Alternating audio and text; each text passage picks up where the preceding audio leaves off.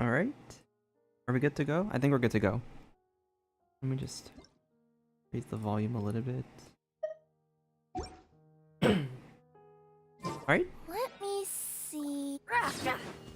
We are going to be playing the 4.3 event because I have been putting it off due to mainly like Christmas and New Year's planning. But I have some free time tonight, so we're gonna try to play it as much as we can. Kamisato Ayaka, present. Well, let's try. I knew you'd miss me. Probably not that big of a deal that we like. Whatever. I don't think we're gonna do a lot of fighting in this game. Or in this event. Oh yeah, dude, I really need to play this. I have 9 days.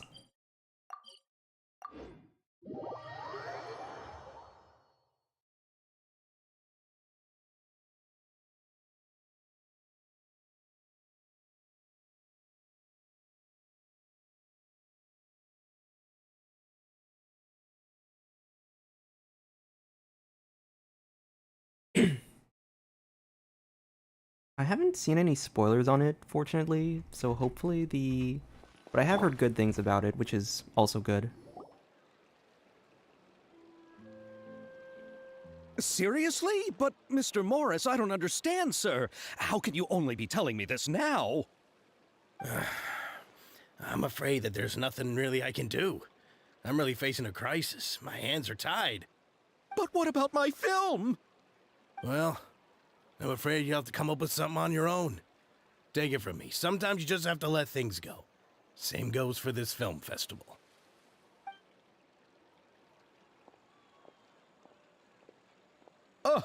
Oh.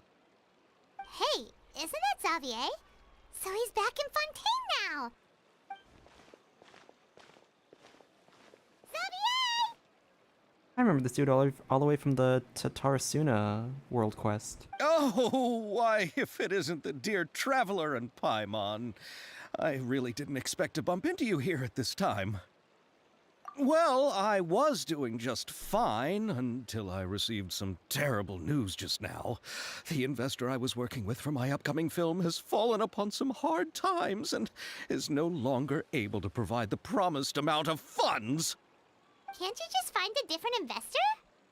Unfortunately, that's not how it works. We had signed an agreement specific to the Fontaine Film Festival, stipulating that I cannot work with any other investors until the festival is finished. The Fontaine Film Festival? What's that? Oh, is this your first time participating in Fontaine's Fontaine Film Festival? Then allow me to fill you in. The tongue twister right there. The Fontaine Festival was established to commemorate the legendary Loch Knights, who went on a quest to search for the Oceanids, and eventually welcomed the Hydro Arconageria. The holiday is deeply connected to the founding of Fontaine, as well as its unique laws and trials.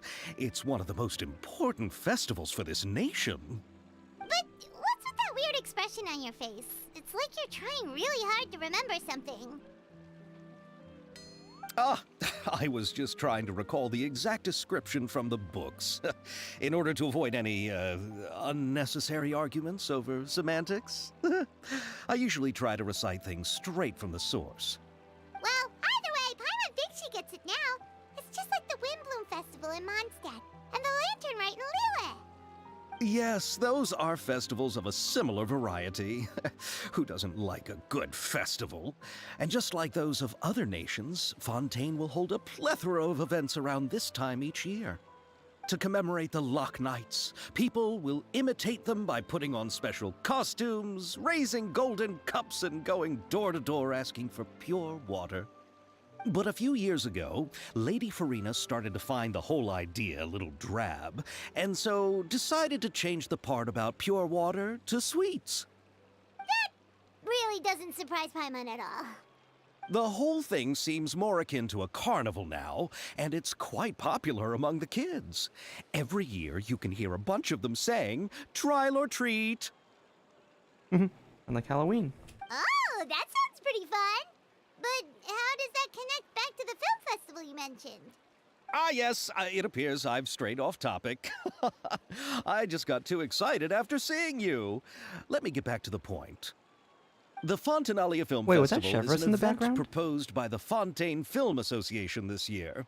Now that film technology has matured as a medium, it's the perfect time to introduce more people to the art form. During this time, people may submit films to be evaluated, and the entry with the highest score will be given the Farina Award by the association. The what award? The Farina Award. You know, after the Hydro Archon.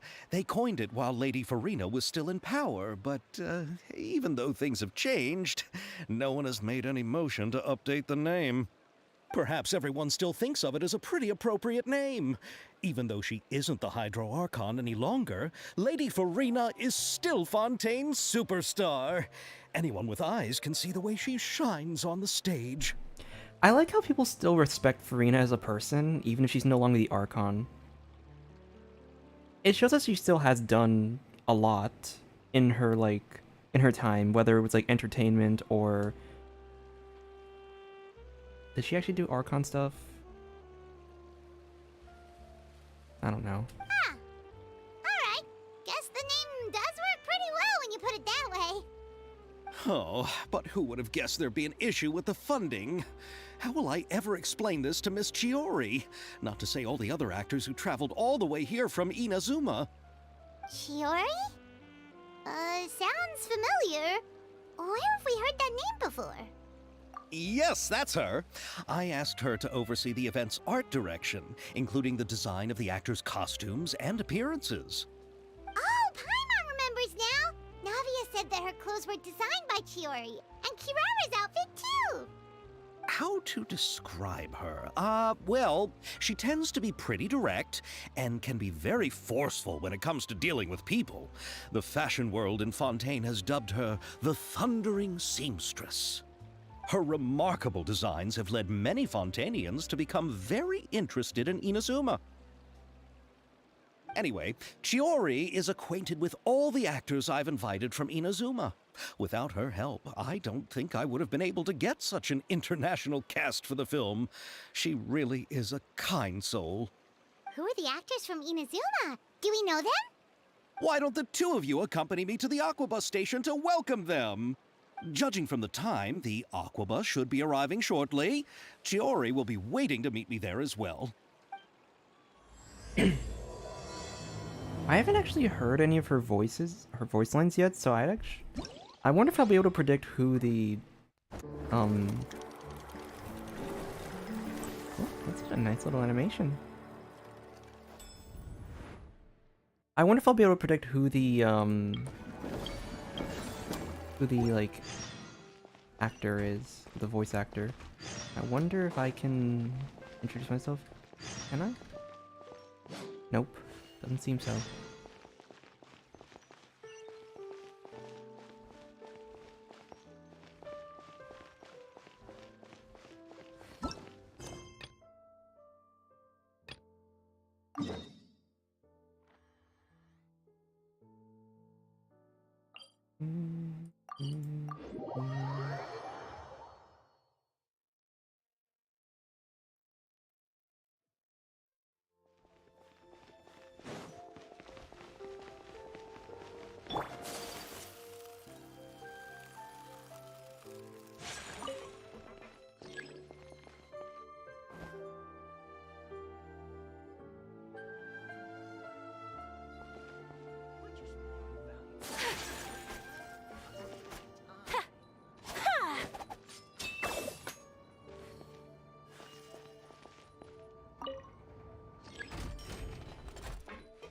Clementine.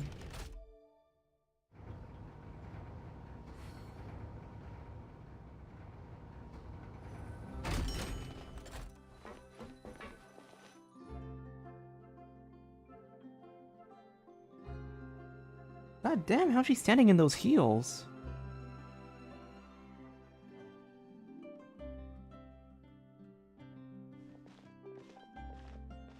Miss Chiori? Your talk with the investor sure went fast. The Aquabus hasn't even arrived yet. Yeah, I don't know who the voice actor is. Oh? And who are they?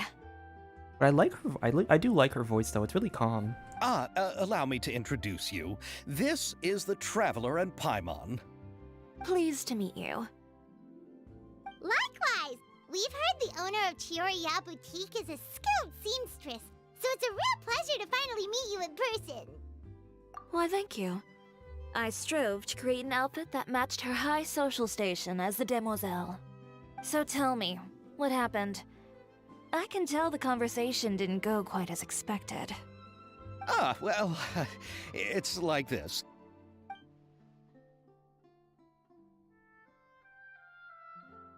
Ugh. I know, Chiori, you don't have to say it. You did remind me that this investor was a little bit sketchy. Yes, there's no doubt about that. But how could I pass it up? He offered me twice as much as the others. And therein lies the problem. Yes, but just put yourself in my shoes. After obtaining such an excellent script, it's only natural that I would want to make the most of the film. The budgets that the others had proposed were nowhere near enough. It's difficult to find someone willing to front such a large amount of mora, so... Don't be sad, Xavier. We might be able to help scrounge up some more together for you. Oh, thank you, Paimon. That means a lot to me. But the cost of the film is staggering.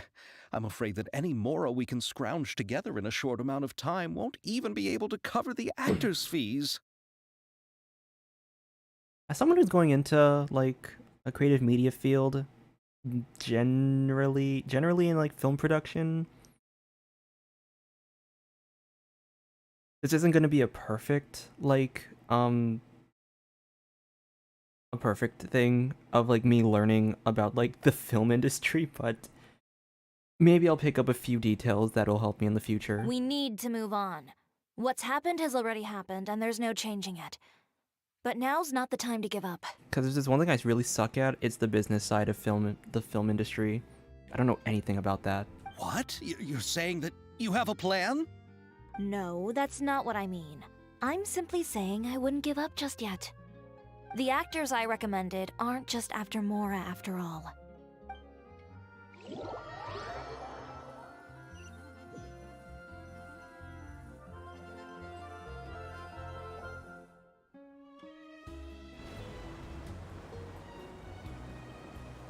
Oh damn, Ayaka's already in her outfit.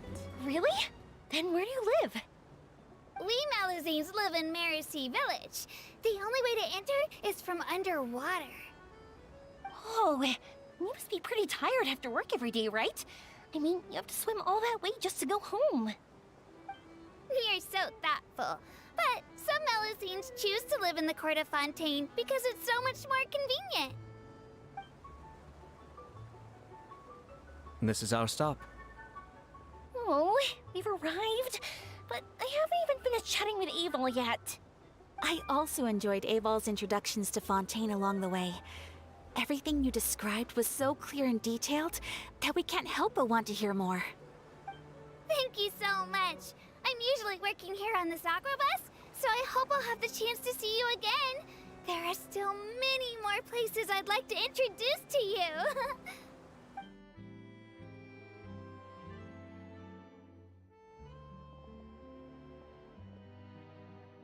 Welcome to the court of Fontaine. Chiori, you sure have changed a lot. This is the first time we've seen you since you left Inazuma. I haven't realized it's been so long. I was in such a rush when I left that I didn't even get to say goodbye. Thank you for extending the invitation, Mr. Xavier. I'm looking forward to a fruitful trip here in Fontaine. It's an honor to have the head of the Kamisato clan visit us. I think it's so crazy that they're actually gonna be actors in this film. So they're who you meant when you said you had actors coming from Inazuma? Oh? It's the Traveler and Paimon. Wow, what a coincidence! Ayaka and I were just talking about you on the way here. Are you also here for the film? We just ran into Xavier earlier and came over with him. But I'm not an actress. Sir Kamisato and Lady Ayaka are the real actors here. I'm just tagging along with Ayaka to have a good time together. About that, I mean, how was I supposed to contact you when I was making preparations for the film? I figured you were probably busy, and I didn't want to disturb you. So I could only keep you in the back of my mind while I sought other actors to play the lead roles in the film. I had been thinking about a surprise reunion with you during our trip here, but you still managed to surprise me first. Oh, so you all know each other already! My, what a coincidence! What are the chances everyone could be brought together here like this? Why don't we go to Hotel de Boer and catch up over a meal? I've already made a reservation. Huh? Did you reserve 2 spots for us too? Yes, of course, of course. I'll be sure to tell the boss to serve a few more delicious dishes just to make sure there'll be enough food. Very well. Then please, kindly lead the way, Mr. Xavier.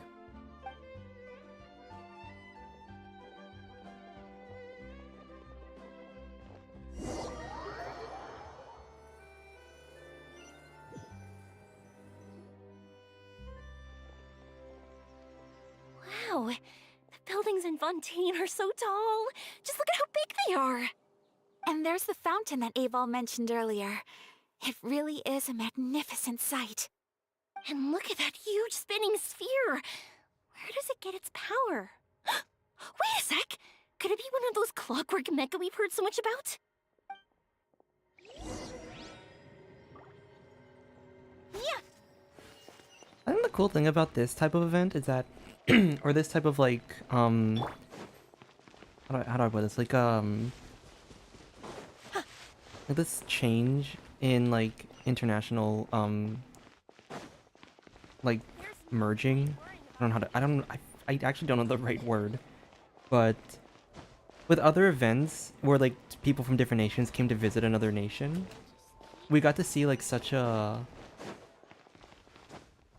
we got to see like they kind of had like the similar like similar sense of like technological advancements. And I think that out of every place, I believe, I don't know if I'm right about this, because I feel like every nation has like their own form of technological advancements. But Inazuma seemed the least technologically advanced compared to other nations. So it is interesting to see how like people from Inazuma will, like how they like react to all like the more mechanized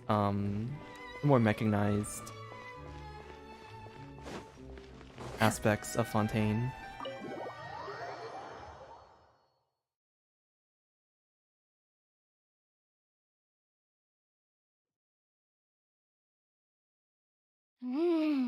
So this is what food from Fontaine is like.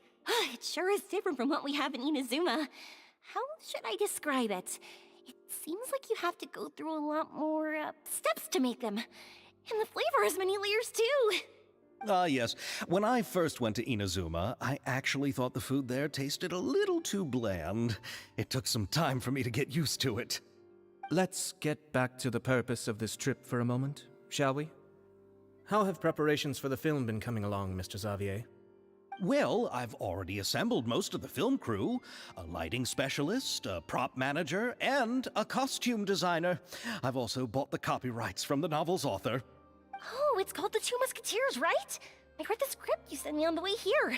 The story is pretty good. Originally, I was planning to start filming as soon as Sir Kamisato and Lady Ayaka arrived in Fontaine, but I'm afraid I've run into a bit of a problem. Oh? What is it? It has to do with the film's investor, Mr. Morris. He suddenly informed me this morning that he's encountered some financial trouble and will be unable to release to me the amount of funding agreed upon.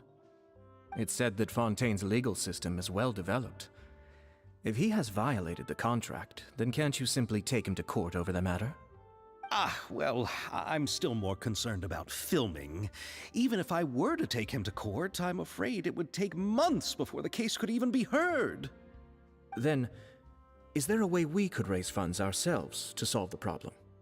I've considered that option too, but unfortunately, it's difficult to gather such a large amount of Mora on such short notice. Besides, we have to consider the film festival's submission deadline. Mr. Xavier, if Ayaka and I were willing to perform for free, would that resolve the problem you are currently facing? They're so kind. What? No, out of the question. To have you come all this way just to act for free? Oh, no, that won't do. There's no need to worry, Mr. Xavier. My brother and I had actually intended to work for free after receiving your invitation. Inazuma has only recently reopened its borders, and needs to strengthen its relations and cultural ties with other nations. We didn't have many collaboration projects with Fontaine in the past, so we hoped this trip would serve as a good start for the future. Indeed. You could say that's the real reason why the Yashiro Commission agreed to come to Fontaine. I understand, but having you two act for free just doesn't seem right. Not at all. While we're officially here to conduct a cultural survey of sorts, we must express our sincerity if we want to establish formal cultural ties with your nation. This film will serve as proof of friendly cooperation and cultural exchange between Inazuma and Fontaine. It's my hope that the film can be finished and released as smoothly as possible. If you still don't feel comfortable with this arrangement, I would also be more than happy to be introduced to some other renowned individuals in Fontaine's literary and artistic circles. All right, I'll do as you say. Thank you so much. I'll make sure to cobble together enough Mora now, even if it means selling my house, my camera, and every single family heirloom. Come on now, no need to go that far. I'll also help you out as a brand sponsor. Me too. Even though I didn't bring much more to spend on this trip, it's still better than nothing. You are too kind, all of you. I really don't know how to... Ew. Alright, enough about that. Now that we have Xavier's savings, my support, and 2 leads who are willing to act for free, I think we will be able to make this happen. I'm sorry, did she really just sneak in an ew in the voice line? Did we really just get Kaya'd? So, instead of Mora, you'll help with filming and production. Oh, but how can we help with that? We don't know much about making a film. Alright, pull yourself together, Xavier. Tell us if there are still any open positions left among the crew.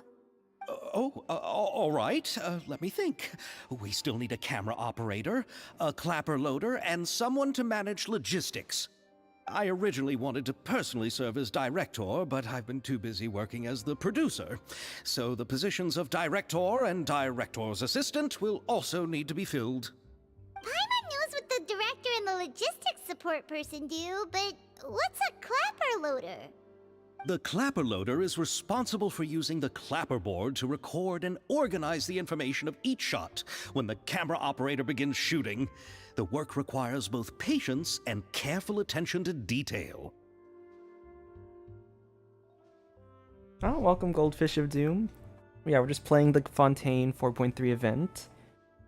I'm still trying to figure out all the exposition before I give my thoughts. A clapper board? But I think by the end of this... Oh, you mean the thing they hold that goes clap whenever they start filming? I think by the end of this I'll have a lot to say about the event, now that when I get all the details in place. Yes, that's right. Are you interested in that job? For sure! Paimon's always wanted to try that! Alright, then you'll be our clapper loader. I can find someone from the store to help with logistics. What do you think, Xavier? Oh, fine by me. As for our camera operator, I was thinking of letting the Traveler take the role. Oh, he's great when it comes to using a camera. Paimon can't even count how many things we've taken photos of during our journey. Yes, that's also what I was thinking. I noticed the Traveler had an eye for photography and composition when we worked together previously. I'm sure that's due to the traveler's journey across Teyvat and all the places they've seen. After so many adventures, using a camera must be second nature by now. What do you say, Traveler? Are you interested in the job? Thank you. It really means a lot to me. Come on, friend. Let me give you a big warm hug. Oh, So all that's left for us to find is a director and an assistant. how are we? Obviously, Farina's gonna say yes, but how? I wonder how we're gonna like go about asking her. Oh, me! I want to be the director's assistant. All we need to do is help the director, right? I can handle that. All right, then all we need is a director. Oh, all the well-known directors in Fontaine are probably also busy working on their own films these days. I'm not sure who will have time to help. Oh, Farina helped out a theater troupe recently by serving as an artistic consultant. She could be a good director, right? Besides, it's not like she has anything else to do right now. Farina? People are still like shocked when we just casually recommend Farina. Do you really think Lady Farina would be willing to help us with our humble project? Isn't that the name of Fontaine's Hydro Archon? My brother has already informed me about what happened here in Fontaine. Yep, that's her. She helped out a theater troupe not too long ago, and now she's taking up work as a director. Well, I saw that musical. Her performance was perfect, and the storyboards were also excellent.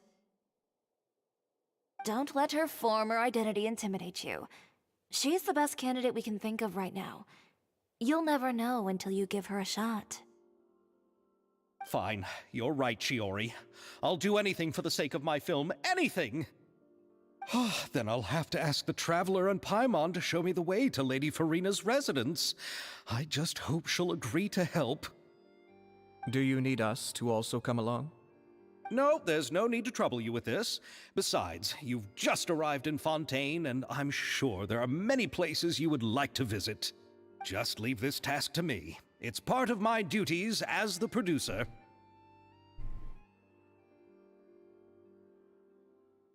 Oh, thank you so much, Goldfish. I'll be sure to check out your channel as well.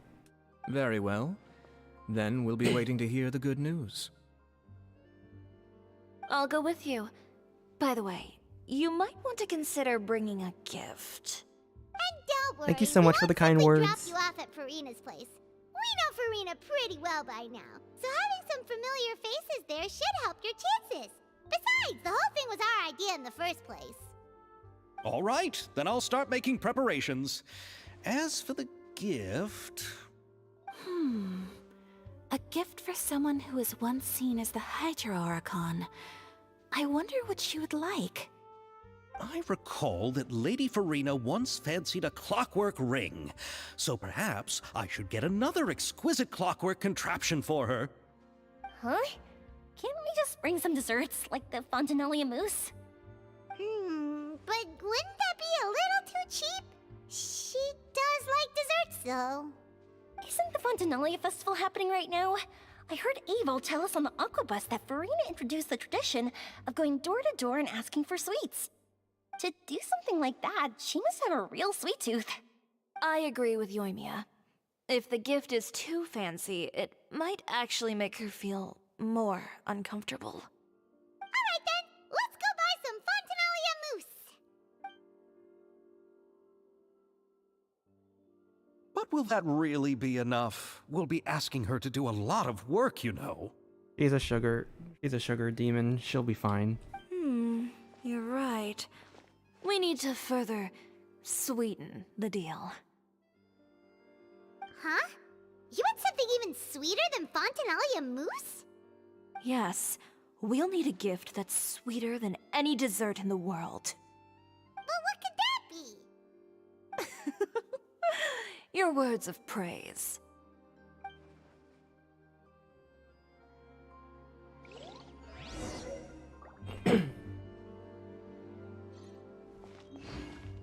Fiori has such an interesting demeanor. Like, she's not like she's like a jokester, but also she's so direct sometimes, but she's such a big jokester.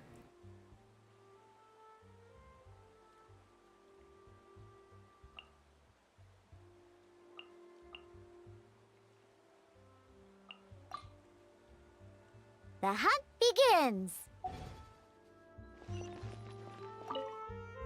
Looking forward to the good news.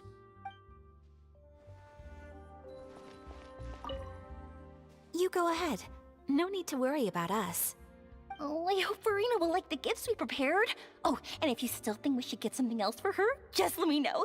I should be able to make some fireworks.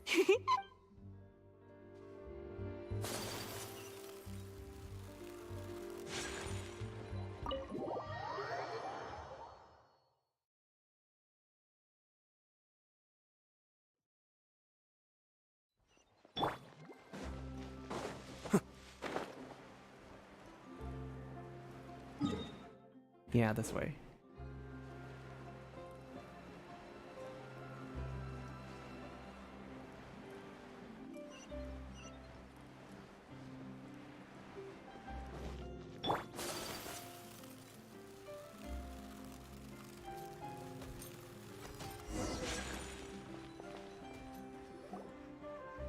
We're here! This is where Farina lives.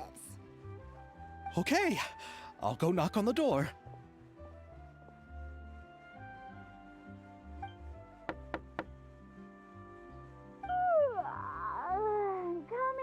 Coming. Seriously, who's knocking before afternoon tea?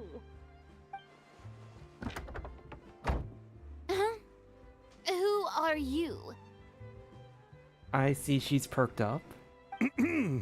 Lady Farina, please allow me to introduce myself. I am Xavier, a film director. Hello. Oh, is that the traveler in Paimon I see behind you? And who's this? I'm Chiori.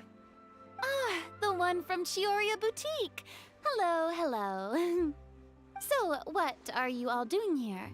Do you need something? Did you just get up, Farina? It's already past noon, you know. Huh? Paimon means the weather is so nice in the afternoon and the sun is so warm. Just like how you make us feel. Sleeping in late is a really smart idea. No. I was just up late last night reading some novels. What does sleeping in have to do with the weather? This is a small gift we've prepared for you, Lady Farina. We hope you like it. No need to be so formal. I'm just a regular person like everyone else now. Oh, is this Fontainalia mousse? It's one of my favorites. That's great! So, actually, there's something we need your help with. Given your renowned passion and understanding of drama, I would like to ask that you serve as the director of our film crew. Oh, but didn't you just say that you're a director? Yes, but for this particular project, I'm mainly working as a producer. Besides, I'm sure that your understanding of the performing arts far surpasses my own, Lady Farina. Are the Traveler and Paimon also part of the film crew? Yep, we sure are. Paimon's the clapper loader and he's the camera operator. Camera operator? That can be a pretty technical job, and it directly affects the final quality of the film. Are you really up to it? No, I'm not questioning your abilities. It's just that I've never really seen you use a camera before. Maybe you can come up with a test for the Traveler and see for yourself. If he can satisfy you with his camera skills, then you'd have nothing to worry about and can join the team. What do you say? You sure are getting better at rolling with the situation, Paimon. Oh, I do wish to see how skilled the Traveler really is with a camera. Alright, how about this? We'll work with what we have. I'll give you some scenarios and see if your work is up to my standards. Very good. It's essential for the camera operator to understand the director's vision. I'll make my decision after seeing your work. Are you ready? I have high standards, you know. Okay, grab the camera and I'll give you a scenario. I hope I know what I'm doing. Estelle is the boss of Beaumont Workshop, and has always been proud of her forging machine, as it can not only precisely control strength of temperature, but also takes no effort from the blacksmith. Let's film a promotional video for her workshop. Remember to emphasize the superiority of her forging machine. Okay. I got this. You will need to film several shots according to director's requirements and compile them into a video. Camera positioning is key. You should ascertain the camera position requirements beforehand. When filming, there will be narration requirements. Select the most suitable narration according to the story. To try to satisfy all the director's film requirements, after selecting the most suitable choices for all of the camera positions and narrations, you can maybe begin filming and see the results.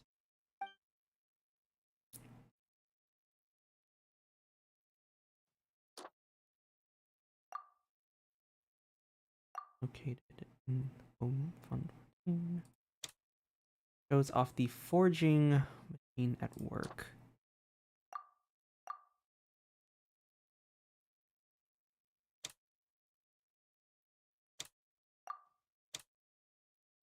You will need a scene that shows off the atmosphere if it still works. Relax.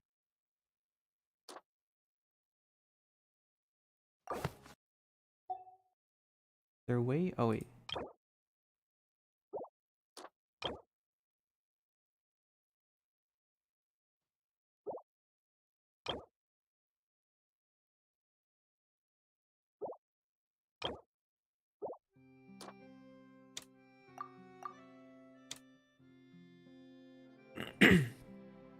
A scene that shows off the weapons arranged in boxes produced by the Beaumont workshop. I was hoping for something a little more complicated, but I guess this is like, I mean, this isn't like a film class, so I guess it's not something too technical.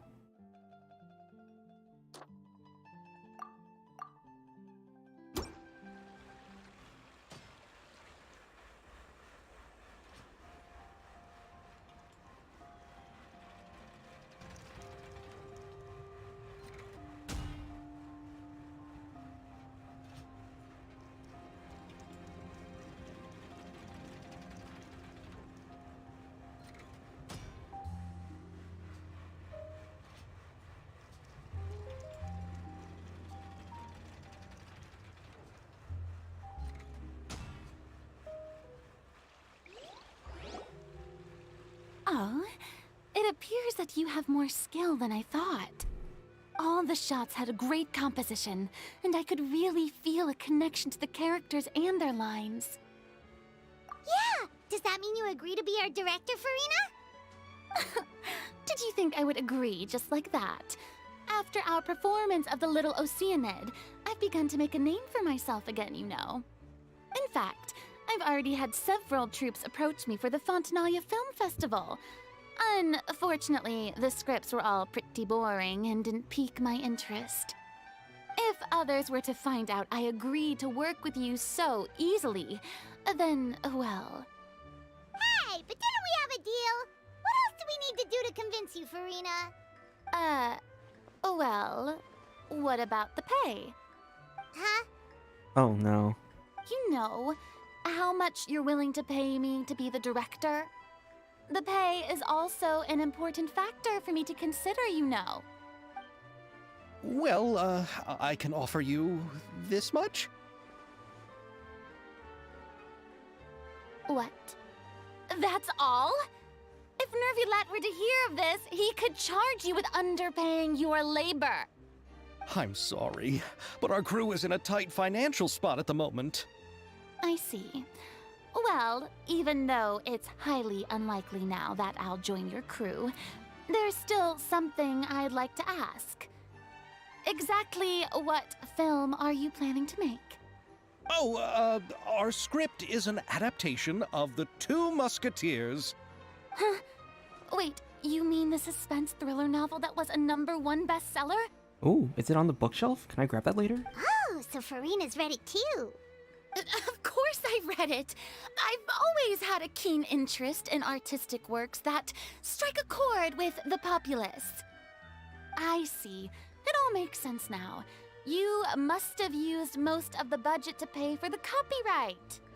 Not really. The novel's author transferred the copyright to me practically for free once he heard that I wanted to make a film adaptation of the story. The lack of budget is due to another issue. He probably just wants to get his name out there. So, Mora isn't the most important thing to him right now. It reminds me of a delivery courier who wears one of my designs while traveling all across Teyvat. I didn't charge her much for the outfit either. The exposure she provides for my brand is well worth it. So, are you a big fan of this story, Farina? Well, it's alright. The pacing of the story is good, but the character relationships could use some work. When I was reading it before, I always felt like some things were left on a rather unsatisfactory note. I have high standards, you know. Ahem, Mr. Xavier, if, hypothetically speaking, I agree to be the director, how much freedom would I have in terms of script revisions and creative interpretation? Oh, as much freedom as you would need. I wouldn't dare doubt the tastes of Fontaine's greatest star. Good. Then I'm free to alter the script as I see fit. Absolutely no problem. All right. It seems that your crew really can't go on without my care and direction. I wonder how much she's going to change the script. So, you agree? Yes, I agree. Although the pay is well below what someone of my caliber deserves, a great script calls for a great director. I mustn't A little let sparkle in her perfectly eye good when she said story be that. ruined due to lack of funds. If you have fine cheese and bread, you wouldn't just let it sit on the counter and get moldy just because you lack an oven, right? Oh, Hydro Archon above! I'm not dreaming, am I? Somebody pinch me. There's no more Hydro Archon, you know. And it's still a little early to celebrate. There's a lot that goes into shooting a film. Although the trickiest tasks of finalizing the script and casting the actors have already been taken care of, we'll still need to reserve filming locations. Not to say set up lighting and props. And by the way, since we'll be filming the 2 Musketeers, we'll need to find an action choreographer.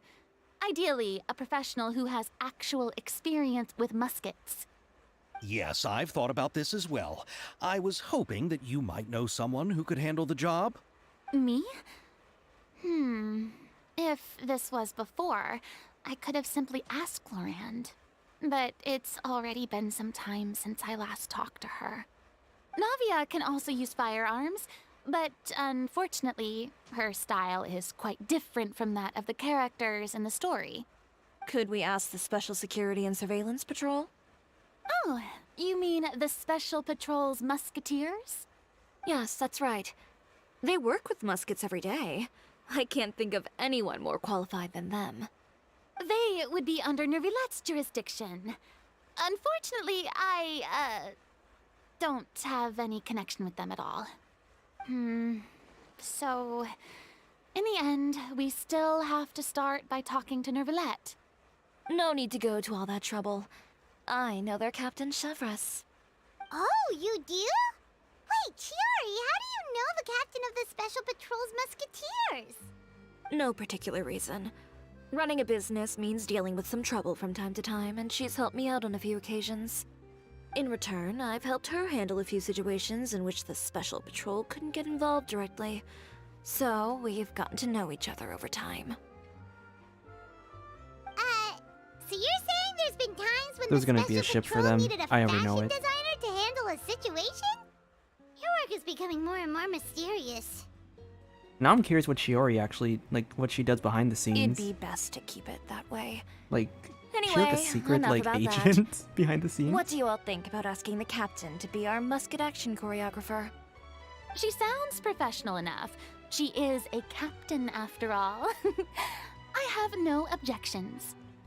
But I imagine the Special Security and Surveillance Patrol must be busy with their duties. Do you think she'd really have time to help with shooting a film? And then there's the issue of pay. Well, it just so happens that she's also not the kind of person that's just after Mora. As for whether she has time, I'll have to go and ask her first. Then I'll leave that to you. Macaroni's on sale today, so I've got to go.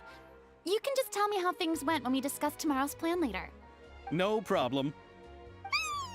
Having Farina join feels like a big boost to our team! Of course. Just wait until the day of our premiere. You'll witness the true power of my name in these lands. You'll be so glad I agreed to help. I can guarantee that even the standing tickets will be sold out. I'll be sure to ask some people I know to see if they'd be willing to act as extras. Seems like you're finally getting more comfortable with your own reputation now. I didn't ask for the Clapper Loader's commentary, Paimon. Then let's get going. I happen to know where Chevreuse is today. By the way, I'm curious. If my pay is so low, then what about our 2 lead actors? Didn't they travel here all the way from Inazuma? Actually, they told us that they see the trip as part of a cultural exchange, so they didn't ask for any pay. What? So is every person in Tevat who doesn't want money gathered here to shoot this film? Don't tell me Chiori isn't being paid either. I already knew Xavier from before, and he's also agreed to give my brand some good exposure. It seems the gods have really smiled upon you, Xavier. And that certainly doesn't include me, mind you.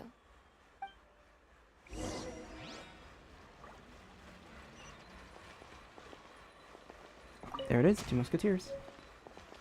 Besides the macaroni, I should also pick up some tomato sauce.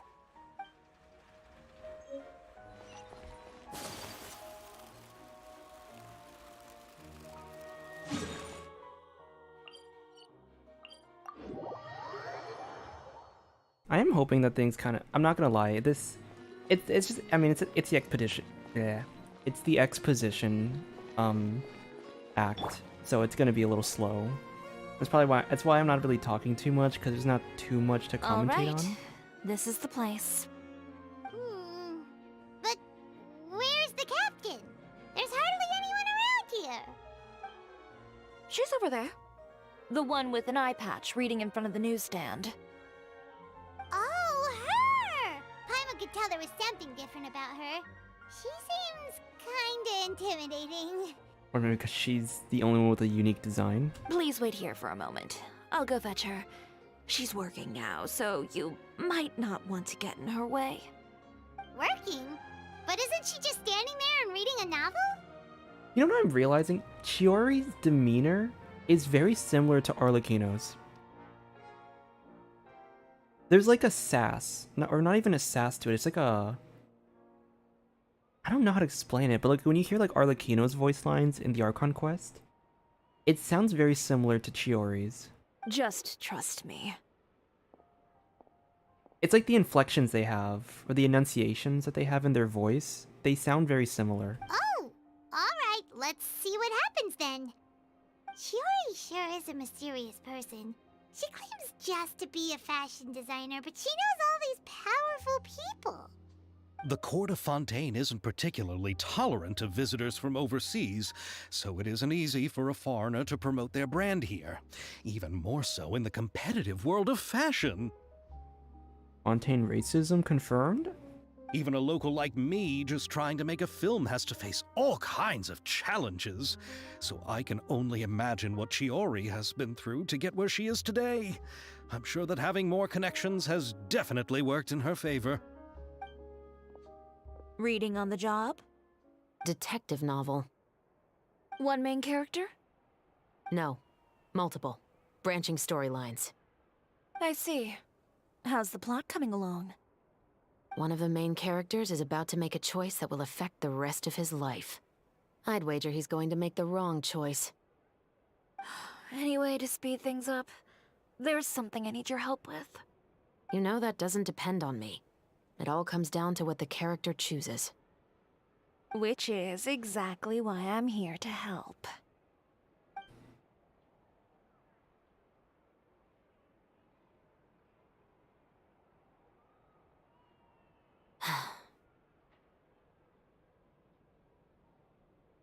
All right. It appears he made the wrong choice in the end. Halt! Ooh. Oh, it was code. That's so cool. Huh? What's going on? Hand over whatever you're holding. Oh, it's just a book. I didn't buy anything else. Then I'm sure you wouldn't mind letting me have a look. Excuse me, officer. I don't mind you standing around here, not purchasing anything, but I'd prefer if you didn't disturb my customers. It's bad for business, you know? Don't give me that act. You won't be able to get off so easily either. I am Chevraz, captain of Fontaine's Special Security and Surveillance Patrol. I will say this one last time. Hand over whatever you're holding at once. And before you do anything unwise, let me remind you that I'll have you on the ground before you can even think about making a run for it. All right. I'll give it to you. What? But please let me say something first. If there's any contraband in that book, then the shopkeeper here is the one who slipped it in. I don't have anything to do with this. Why, you trying to leave me on the hook, huh? You were the one who said you wanted it. Save it for the interrogation room. This is like a drug trade or something? Like, what's happening here? Take them away, Letelier.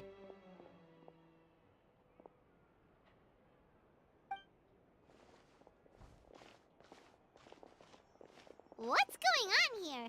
One second you're reading a book and the next you're escorting people away. And who are... Oh! Aren't you the traveler who's been all over the papers recently? Chiori, I'm assuming what you wanted to ask me about has to do with them, right? Maybe I can let you in on what's happening then. Now that Vacher has been brought to justice, no new shipments of synth will be made and distributed to sellers. The Fontaine guards have been busy collecting the remaining synths still circulating on the market. So it was a drug trade. Thanks to a tip from our reliable source here, this should be the very last batch.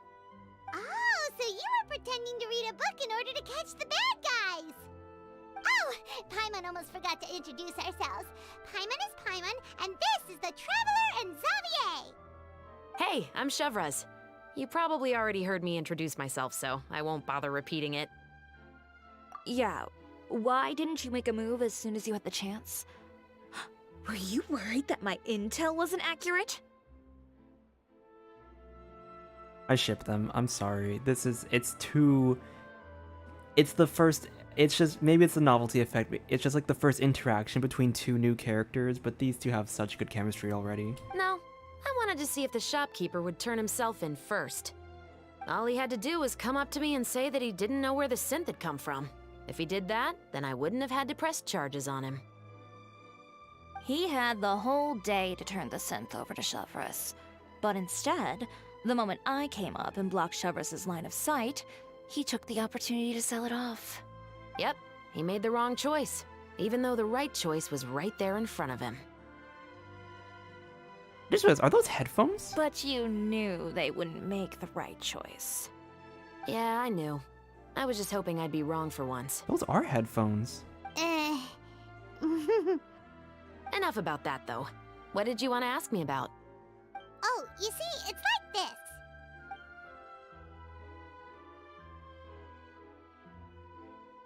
The Two Musketeers. You certainly have a good eye for a story. So what do you need me to do? Just be the action choreographer for the actors? Yes, that's right. I want to make sure we get all the details right. I want the actor's posture and understanding of firearms to be as realistic as possible. However, I'm afraid this work will require a bit of your time, since you'll have to be present whenever we're filming. Also, as for the pay... No need to say any more. I'll join. Oh? Huh? Just like that. Really? You're willing to help us with our humble film project? Sure, it's no big deal. As I said, we've wrapped up our investigation here, so I don't have any other tasks on my plate for the moment. Besides, I personally really like this novel. I even have the collector's edition at home. Stories where justice prevails over evil never get old for me. Then we've got a deal? Yes, I'll see you on set tomorrow. Oh my! I can hardly believe it! I should tell Lady Farina immediately. Oh, and I must tell the prop manager and lighting technician to get everything ready. We start filming tomorrow! calm down, Xavier. The film is going to take more than just a day to finish. Still, I should also head back now and start preparing the actors' costumes and makeup. Guess that's it for today then. Traveler, Paimon, please stay for a moment. I have something to tell you. Then I'll take Xavier back. Poor thing. He's so excited that he can't even walk straight anymore. I don't want to spend our first day fishing our producer out of the fountain. He'd better.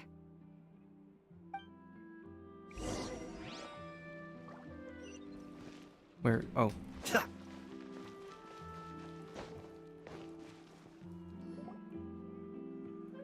So what did you want to tell us, Chevres?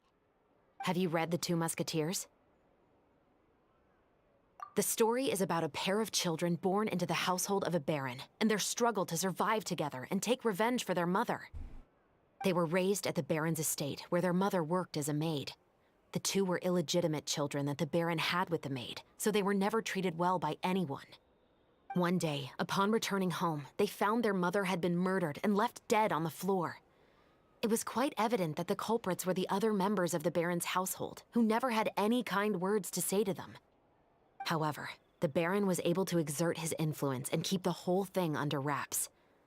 The mother's death was eventually deemed as a suicide, and there was no chance of bringing her murderers to justice.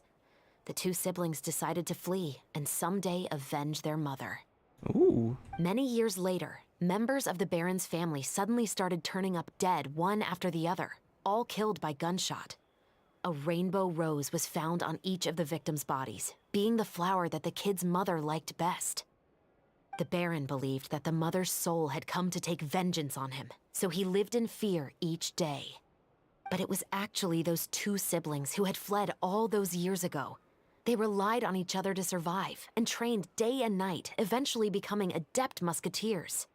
They used all of their abilities to collect evidence and clues before executing their plan and exacting revenge on the baron.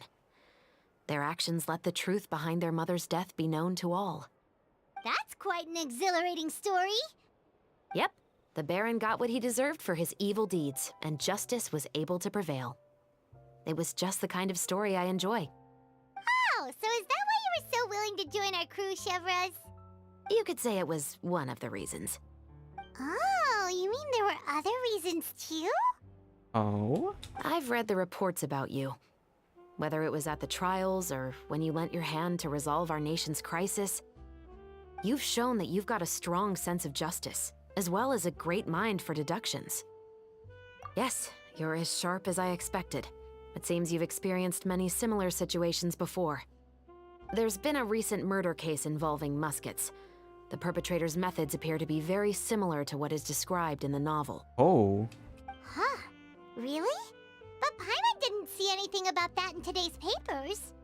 The Marechaussee Phantom hasn't yet released any information to the public because the investigation is currently at a standstill. The murderer is extremely cautious. A murder involving firearms? But not that many people use those in Fontaine, right? Impossible. We perform a routine inspection of our firearms and ammo reserves every day. If one of the weapons had been fired, it would stick out like a sore thumb. Besides, I trust the members of my platoon. However... Well, that's all I can disclose about the case today. Huh? What do you mean? I hope you all can go back and get some shut-eye. You can decide tomorrow whether or not you'd like to join the investigation with me. I'm aware this might not be the ideal time to add more to your plate, but the more capable people we have, the better the chances that justice will prevail. Carrying out investigations isn't actually supposed to be our responsibility. Our job is to apprehend the perpetrators. Finding them is really up to the Marechaussee Phantom. You could say I'm taking part in the investigation out of personal interest. I don't want people to see Muskets in a negative way, and also, I'm concerned about the similarity between the crimes and the story. You mean they might be connected somehow? I suspect so. Just to make myself clear, this is not an order, nor is it a deal of any kind. It's a request, nothing more. If you two have any interest in the case after we finish filming tomorrow and are willing to assist me, then I would be most grateful. What do you think, Traveler? Yeah, you're right. Paimon's getting a little tired, too. We've really been hustling all day. You'd better head back and get some rest. It's good to keep a calm mind, especially when you're about to make an important decision. Otherwise, when the moment comes, you might end up like that shopkeeper and not even realize that the right choice is right there in front of you. Huh. Okay. Just looking at this act, it was a pretty good way to, like, set the exposition for everything. We have all the plot points established. From the casual film festival to the very serious. Thank you for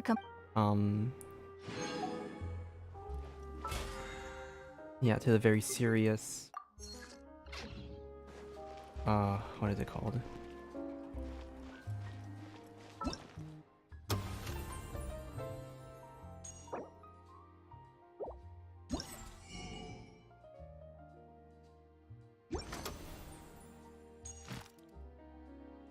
That's a lot of... Yeah.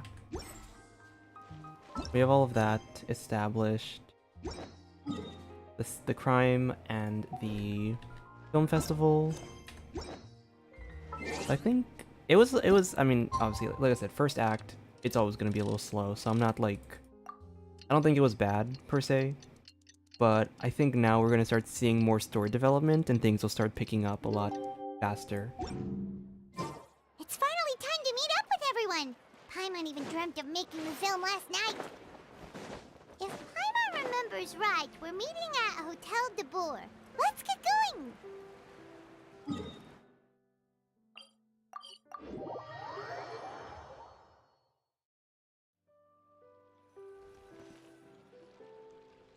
Ayaka! Yoimiya! You're already here! Good morning. Xavier said yesterday afternoon went well. Yeah, and how about you, Ayaka? What were you up to yesterday? After we split up, Ayato went to see Udex Nervillette at the Palais Mermonia. I was originally thinking of going with him, but he said he could manage it himself. He told me to go see the sights around Fontaine and to enjoy the local culture. So I rode the aqua bus with Yoimiya and visited the opera house on Aranias Island. Yeah, you wouldn't believe what we saw there! 2 mechanical puppets that were dancing together! You've already seen them, right? Oh. Yeah, those two! Amazing, aren't they? We sat and watched for quite a while. It was mesmerizing. Like we could keep watching them forever. Oh, it was the same for us the first time we saw them, too! Afterwards, we went swimming at the beach! Well, diving, to be exact. It was the first time I ever breathed underwater! I held Ayaka's hand and we counted down together. 3, 2, 1, and then splash! We were beneath the waves.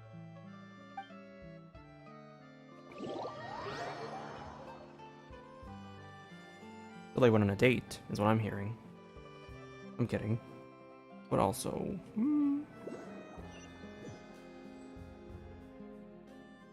At first, I didn't dare to open my mouth. But once I couldn't hold my breath any longer, I decided to take a big breath in. Turns out the water wasn't as salty as I imagined. It didn't really taste like anything at all. Before I knew it, I was breathing like normal down there. It was an amazing feeling. Ayaka said I was too nervous and needed to loosen my grip. She got used to everything way faster than I did. Oh gosh, Ayaka's evolved. From getting her socks wet in the river to getting the entire wardrobe wet in the ocean. I knew that the Traveler could do it, so I had no doubt we could do it too. That helped me feel at ease as soon as we dove in. The underwater world in Fontaine truly is beautiful. I love seeing the Romaritime flowers blossoming underwater, like little candles lighting up the streets at night. Yeah, and there were so many creatures that we've never seen in Inazuma. Like those fish that shimmer like a sword blade. Whoosh! Oh, and those big fish that call when they see people. Oh, you mean hunter's rays and blubber beasts! I just love the name Blubber Beast. Just wait till Pops and the others hear about this. They probably won't believe a word I say.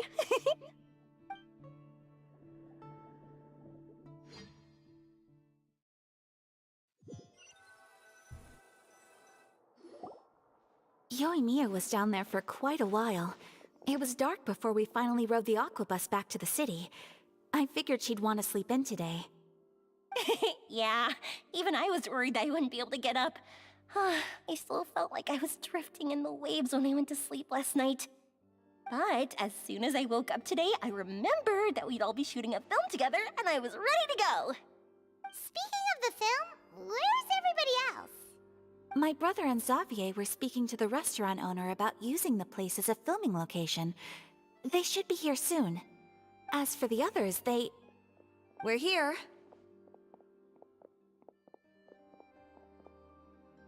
Please excuse my tardiness. I just finished the Special Patrol's 6-mile morning jog. I can barely handle one. Wait, 6 miles? I'm so tired. I heard you all chatting, so I decided to come down. I sure could use some of that endless energy everyone else has. good morning, everyone. Morning. Can someone fetch me a cup of coffee? More milk, hold the sugar. Sure, I'd be happy to do that for you. No, you can't go anywhere. Please, have a seat over here so I can get started on your makeup. The last thing I want is coffee stains on my costumes. I can get the coffee. It's the perfect job for an assistant.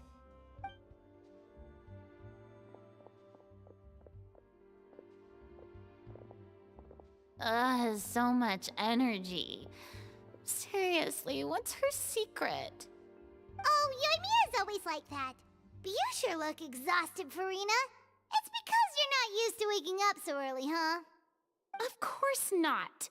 I spent the whole night reading the novel from cover to cover, marking sections that either need to be omitted or adapted. Wow. Paimon didn't expect you to be so thorough. Well, I was the biggest star in all of Fontaine after all. It takes more than just a pretty face to earn a reputation like that. I know how to get serious when the situation calls for it. I went all out when I was acting as an Archon, so why wouldn't I do the same for my own life? Here's your coffee, Director Farina.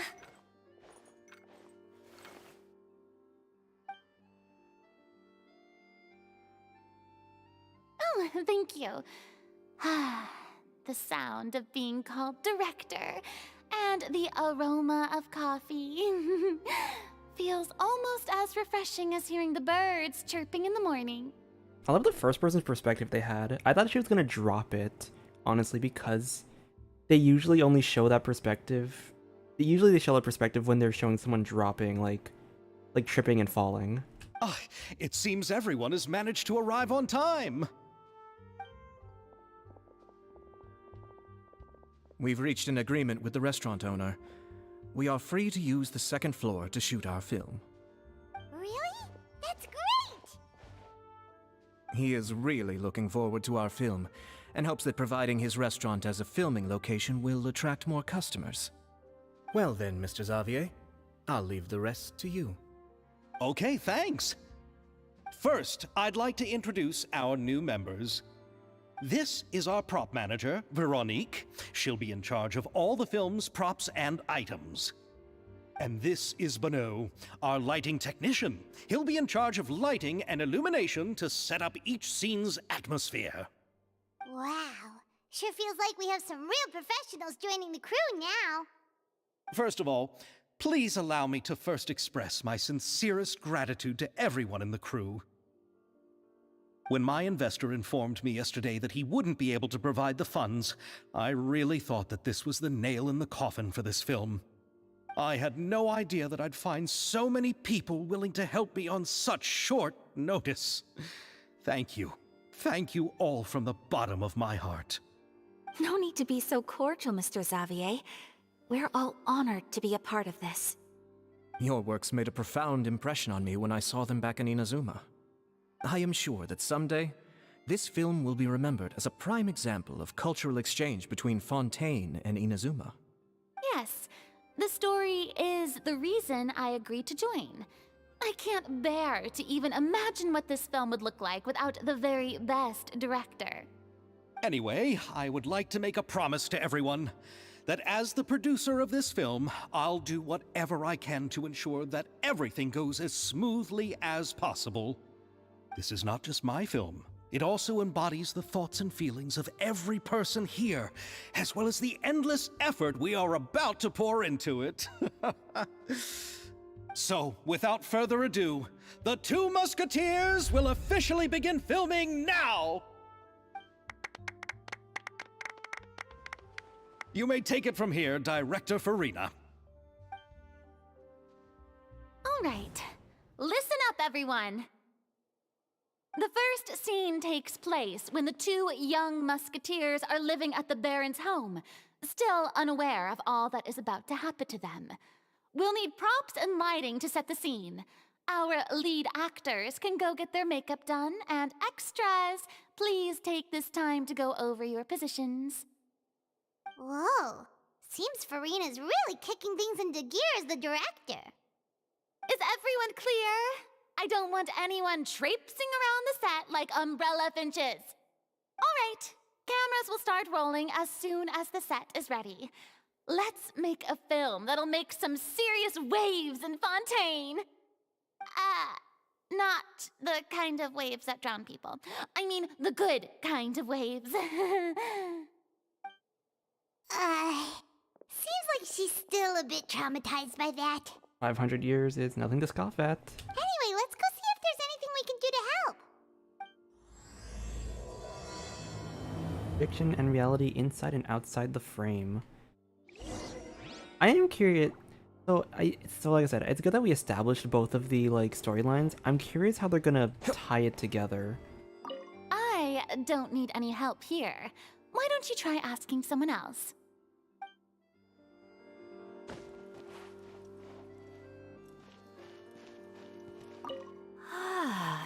So this is what a musket looks like. Not exactly. Oh.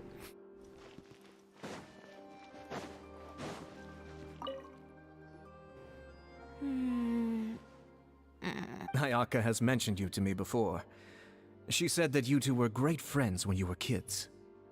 No talking. I'm thinking about how to do your eyeshadow. Ah, yes. To help me really look the part. To achieve a more young and naive look for this scene. Are you saying the wrinkles around my eyes are too deep? You just have too much of a calculating look in your eyes. You sure don't mince your words. It seems you really haven't changed much. Quiet. Damn.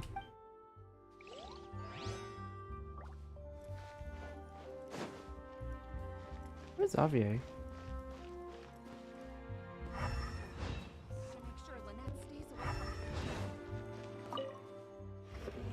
How about here? A little more to the left. You got it. Hey, Yoimiya, do you need a hand? No, I'm fine. You know, doing the lighting is kind of like designing a fireworks show. It's interesting to imagine what kind of atmosphere the lights will create. I heard that the Traveler will be operating the camera and Paimon will be the clapper loader, right? Those roles are just perfect for the two of you. Really? Is that because it'll be easy for Paimon to hold the clapperboard while flying? Well, sure, there's that, but that's not exactly what I meant. I just think that after all your journeys together, you two must have developed a super close bond and just naturally know how to work with each other. If I'm not mistaken, the director will want the cameras rolling as soon as the clapperboard goes clack. Actually, we started rolling before that. Oh, True. I see. It's amazing to see the magic behind filmmaking. Yoimiya, we need lights over there, too. Oh, on it! I've got to get back to work. Chat with you later. Oh, it's exciting to see so many people working together to bring the film to life. Seems like Yoimiya's really getting into it. But she was right. We do have a super close bond, don't we? Paimon's really happy to hear that.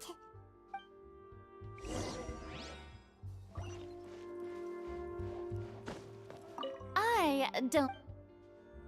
Is that everything? So, this is a real musket?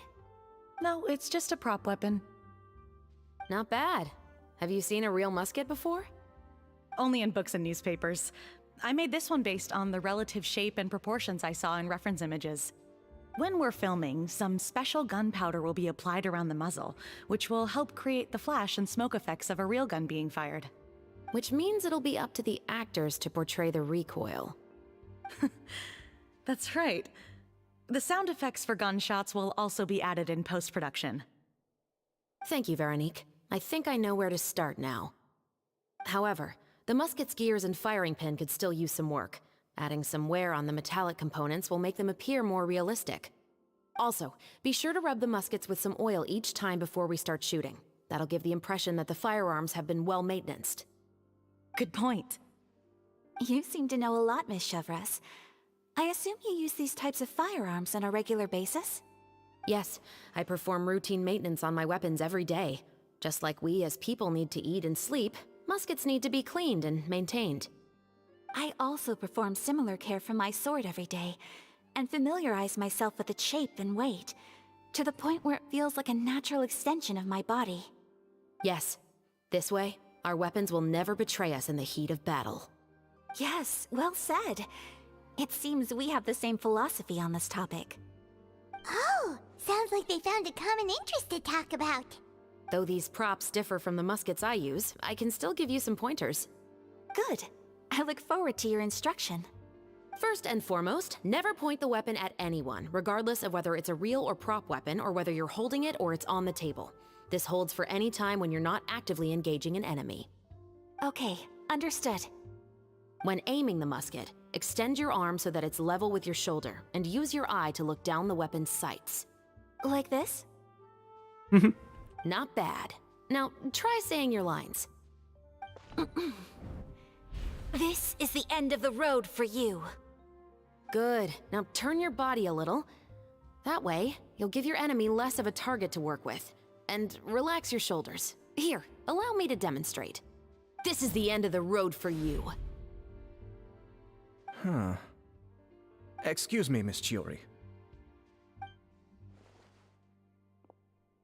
Director Farina, there's something I wish to discuss with you. Oh? What is it? Thing? Like this? Yes, much better. What do you think? I do see your point. But are you sure you wish to do this? I believe it would be most fitting. Well, if you insist. All right, I understand. Miss Ayaka, Miss Chevres, could the two of you please come over here? Huh? What's going on? Are we gonna start filming now? Let's go see. What is it? I have a question for you, Miss Chevres. Would you be willing to play the role of a musketeer? What? To clarify, I would like to turn over my role to Miss Chevres. But brother... Don't worry, Ayaka. I actually view this as a good thing. I was becoming troubled trying to set aside some time to speak to the staff at the Palais Mermonia. I would like to have some conversations about the cultural exchange between our two countries, and I've heard that the bureaucratic process here can get rather complicated. Now, I will be able to focus on my work. Besides, you also know that I'm not really one for public performances. Are you really sure? From a director's point of view, I also felt like the relationship between the two musketeers in the original story could be improved. The older brother in the story plays the lead role with his overbearing character, but this causes his character to overshadow that of his sister, and the theme of the two supporting and relying on each other isn't conveyed very well. But if we were to change the siblings to two sisters of a similar age, then that aspect of the story might come through more clearly. Also, I've seen you instructing Ayaka. That cold and dignified personality is exactly what we need for the older musketeer. Of course, even with all these insights, the decision should still be made by Miss Chevreuse. Do both of them have a Chevreuse mole on mentioned their that she really likes bottom the lip? story, right? Paimon bets that she'll take the role. All right, I'll take the role. Good. It's decided then. I'll get started on making edits to the script. We'll also need to make some immediate adjustments to the lighting, props, and costumes. I have a feeling that our adaptation will be even better than the original story. You're doing a great favor for me, Miss Chevreuse. You have my gratitude. Don't mention it. I like this character, so if anything, I should be the one thanking you. Well, since my brother is the one who brought up the idea, I suppose there's no need to worry. Let's go, Miss Chevreuse. I look forward to working with you. Please, just call me Chevreuse. I do like Seems the... like you're really going out of your way to solve the problem I was having with your makeup. I do like the... I do think the dynamic is a little better.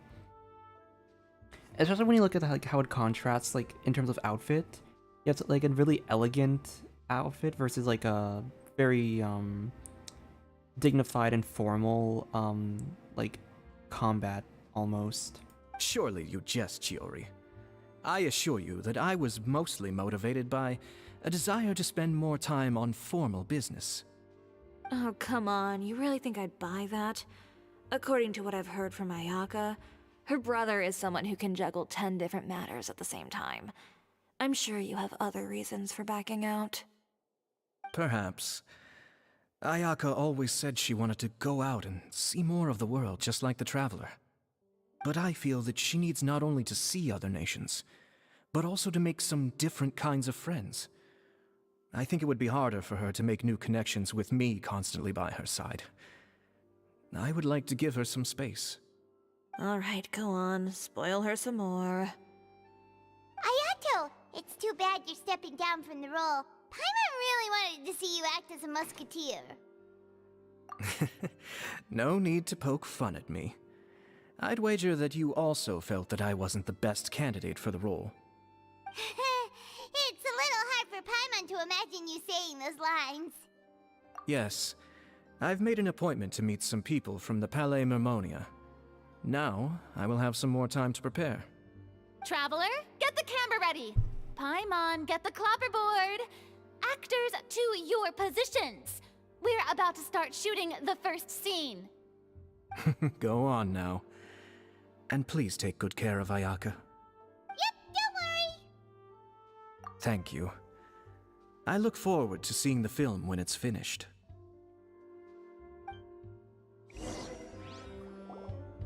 All right, now that we're all here, let me help set the scene for everyone.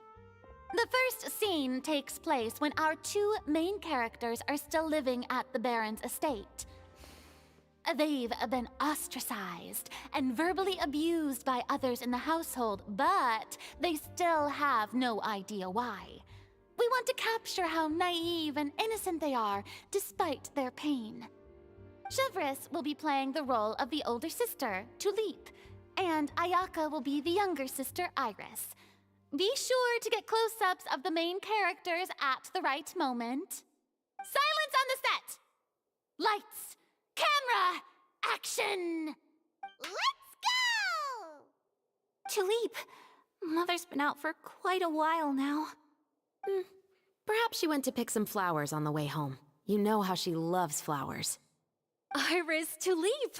I'm home! Zoom in, freak. Ooh. Very close up. Mother! You were out for so long, we were beginning to worry about you.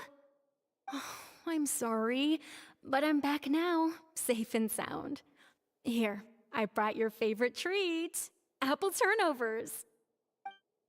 Mother, what are those bruises on your hand?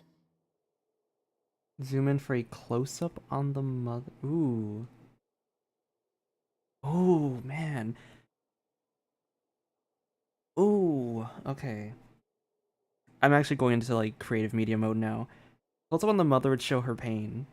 Close up on Tulip would show Tulip's concern. Huh? What bruises? Oh, I must have bumped into something while I was working yesterday. That works. I like that. But I didn't notice them this morning. Then perhaps they're from when I accidentally tripped when I was out just now. By the way, did you have fun playing at home? What's the matter, Iris? Focus on Iris. Well, we've realized that no one really wants to play with us. They even took Iris's doll and spat at us. Ayaka's like, oh my gosh. I did not realize that she had like a younger voice just now. And they even called us names. They said we were... Shh. It's all right. Don't worry. Girls, listen to me. And over all three characters. Zoom in on a close-up on each character. We could do a close-up. I feel like we're doing a lot of close-ups though. Let's try panning. It doesn't matter what anyone says. Don't listen to them. No one can define you with such words. You both have wonderful lives ahead of you. Just like your names. You will both blossom like beautiful flowers. Maybe your time to blossom hasn't quite come yet, but one day, you two will bloom more beautifully than anything else. I like that we get the shot of the rainbow roses in the background. Don't let the soil you're in now ruin your future beauty. Understand? My dear daughters. And cut! Not bad. The actors' emotions were all on point. Let's keep that take. Also, if our clapper loader could avoid shouting at the start of the scene next time. Oh, got it. Great. I was a little worried that my nerves would get the better of me. What about you, Chevros? I felt fine.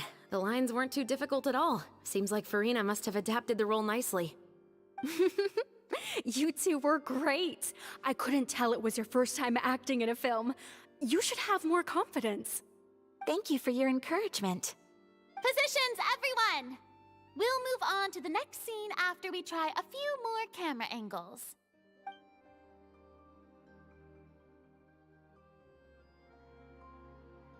This scene is when our two characters return home, only to discover their mother has been murdered.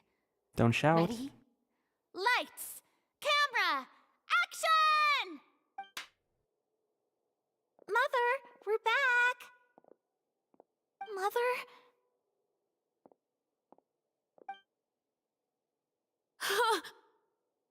What's wrong, Tulip? Iris, stay away! Huh? Why? What's... Mother! Mother... She's... Huh? There's poison in this cup. Huh? I could have sworn I've seen this kind of cup before. Those aristocrats. They didn't even try to cover up their actions.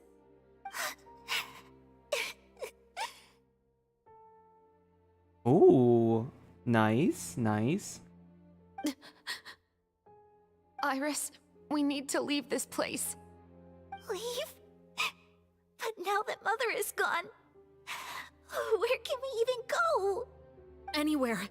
All I know is that we can't stay in this house. But are we just going to let them get away with this? We'll have our revenge, I promise you. Just not right now.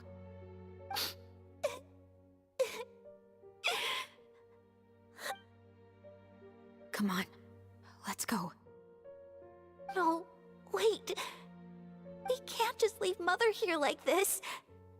At least let me leave this rose with her. Beautiful. That's why we went out in the first place. To buy her this flower. All right. Goodbye, Mother. We'll avenge you. Someday.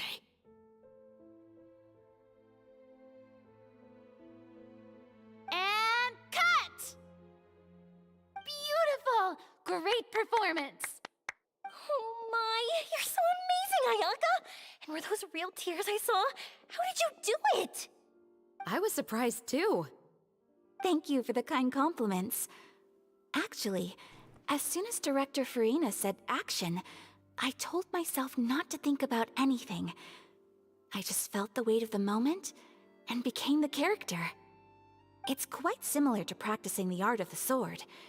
You clear your mind and focus only on what's happening in front of you. Ayaka's performance was amazing. Have I discovered an acting prodigy? Pipe down, everyone! We need to move on to the next scene! Oh, welcome back, Justin, to the stream. Which video idea was this again? Because I don't really remember.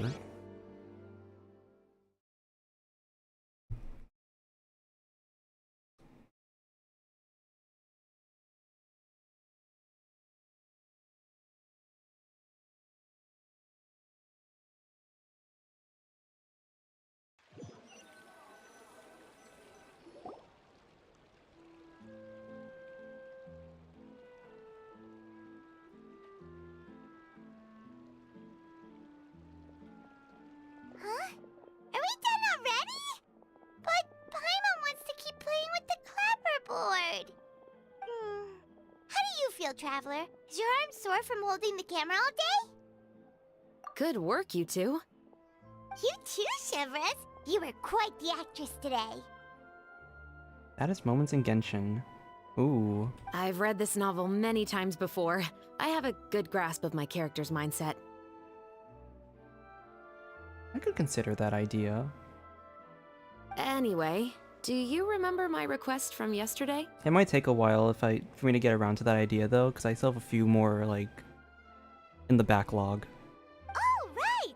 We were having so much fun that Paimon nearly forgot! You have a case where the murders seem really similar to the cases in the novel, right?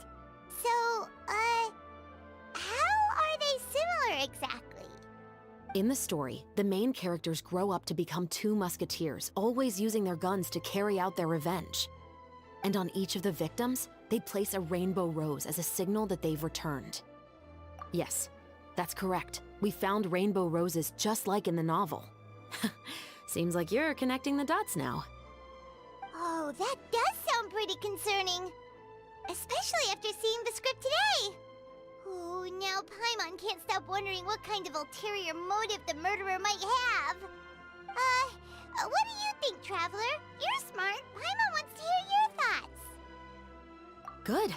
On behalf of Fontaine's Special Security and Surveillance Patrol, thank you for your dedication to justice.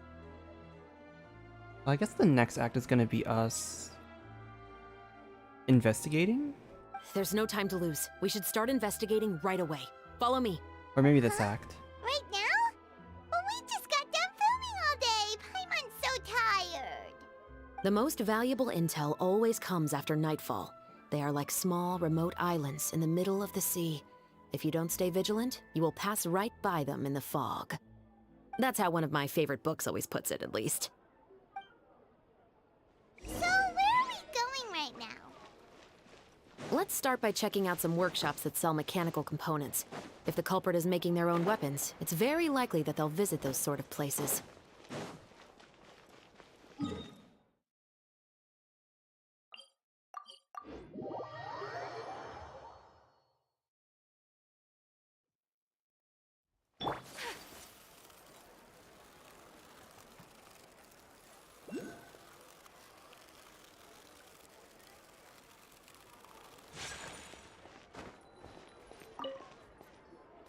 Welcome to LeChaux's Clockwork Workshop. How can I help you?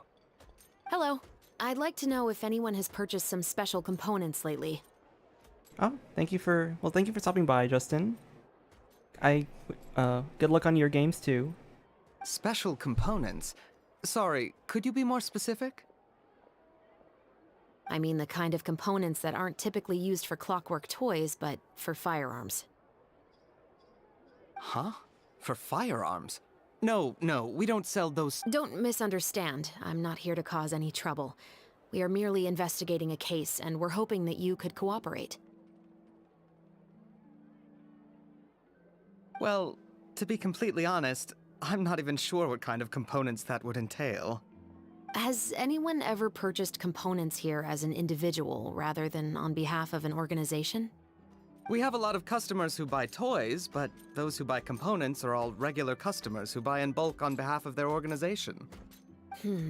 Is that so? I understand. Thank you for your cooperation. You're welcome. It's the least I can do.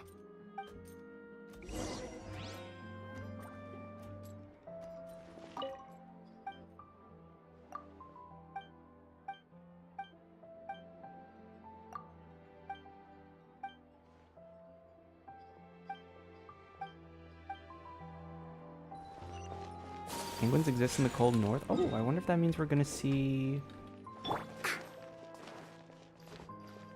I wonder if it means we're gonna see, like, penguins in Snezhnaya.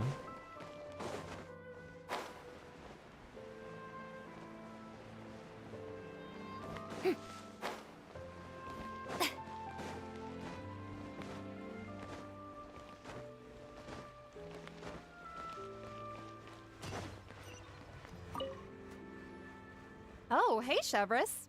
Run out of oil for your musket again? Hello, Estelle. I want to know if anyone has come to your shop recently to order some firearm components. Oh, is this another case? Let me think. I don't think so. Some people have requested that I make some prop guns for the Fontaine Film Festival, but I refused all of those requests. Oh? Why's that? Because there's no profit! I only make things here that can do some real heavy lifting. I don't have the energy to make some new molds just for the festival. Then has anybody come specifically looking for mechanical components? Well, I usually sell off my scrap to the Fleuve Cendre. I don't typically give them to one specific person. I understand. Thanks for your cooperation. Don't mention it. Always happy to have the Musketeers' patronage. Okay. Seems like we haven't found any leads to go off yet. Yeah, unfortunately. All right, let's head to Fleuve Cendre next. Huh? Are you sure? People might not be so thrilled to see the captain of the special patrol there. You think so, huh? Then I guess you don't know. Huh? Know what? That I grew up in Fleuve Cendre. Oh, that's nice. She'll fit right in.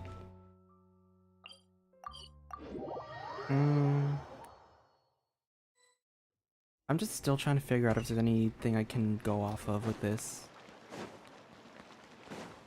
It feels like I think we're still in like the stage of like just getting some extra details. What's all this? Some broken planks and barrels, as well as some liquor bottles? Yes, but have a closer look, Paimon. Were they shot like target practice? Even though somebody has purposefully tried to clean them up. These are obviously marks from musket bullets. In other words, someone was here trying to improve their shot. They were using the barrels and bottles for target practice.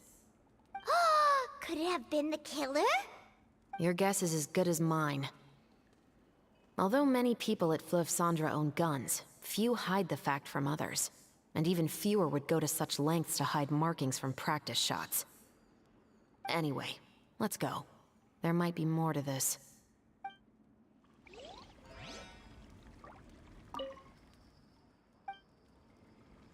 Shower me with praise!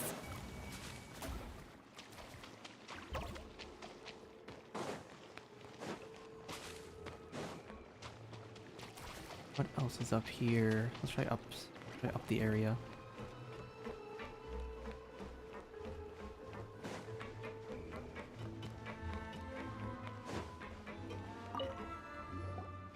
Hello, I'd like to ask some questions. I don't know anything. Don't worry, I'm not here to arrest anybody.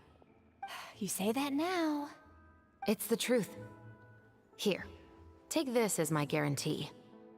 Wait, did Paimon just see what she thinks she saw? Is the captain of the Special Patrol bribing a citizen? Seems you're different from the other guards. What do you want to know? Have you heard anything related to Muskets and Fleuve Cendre lately? Anything at all? Muskets, huh? All I know is that about 2 weeks ago, we started hearing some loud noises at night. So loud that it's been waking me up. Were they gunshots? Possibly. It's hard to tell around here. Someone's house collapsing, a pipe exploding somewhere, it's all the same. But the noises I'm talking about definitely happened after I fell asleep. Do you know where the noises were coming from? I don't remember clearly. Is it that you don't remember, or that you need to think about it some more? You tell me. Then please, think about it some more. Are they actually getting bribed? She's giving her even more. I didn't see anything. The noises came from the end of the Southern Waterway. I came out and had a look for myself when I wasn't sleeping well, but I didn't dare get too close. That's all I know. All right, I'll take your word for it. Thanks for the pâte de fruits.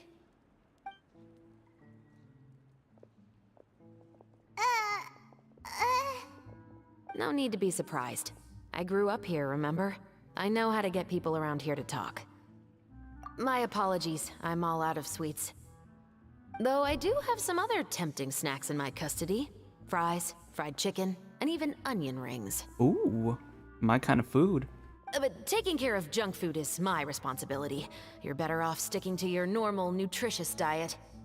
Now then, let's keep going.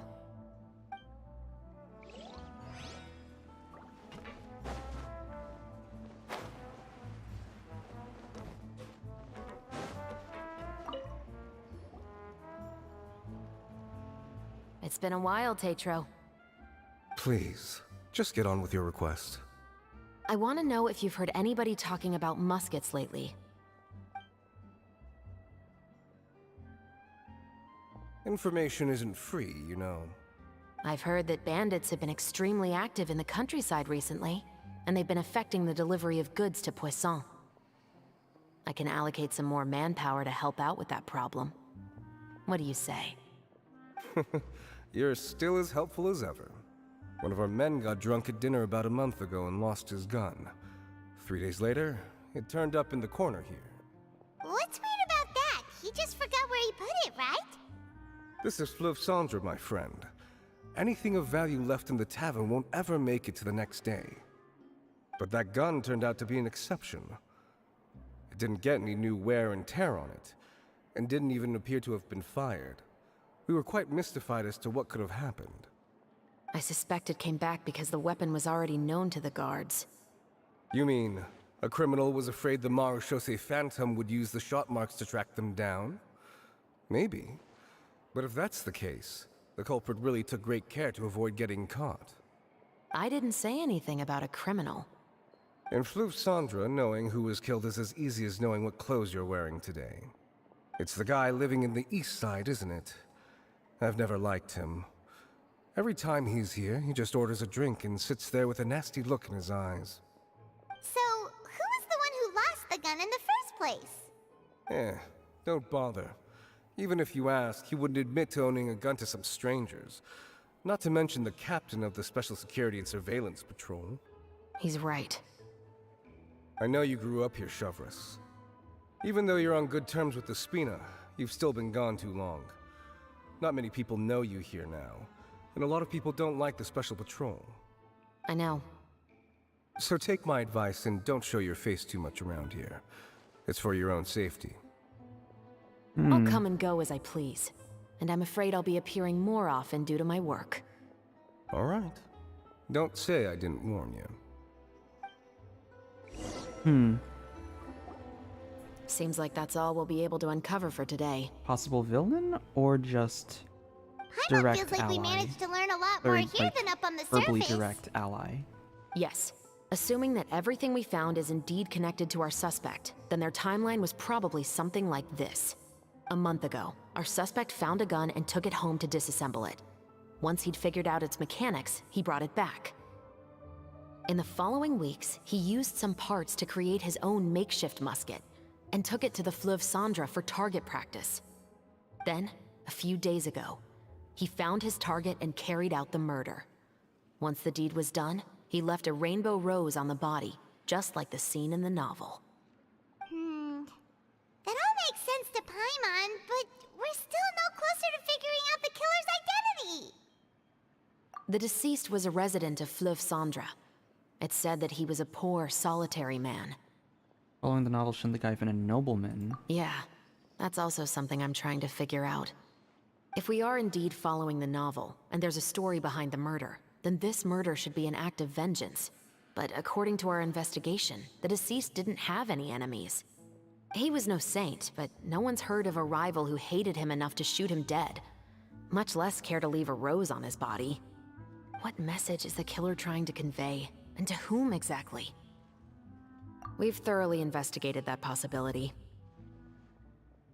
He claims to have spent the whole day at the Opera House on the day of the murder, and the staff there have confirmed his account. Okay, so he has an alibi. Not only that, he lacks a credible motive as well. He has a family of his own, and both of his parents are still alive. I've looked into his records. He was adopted at the age of 6, and all the proper procedures were followed.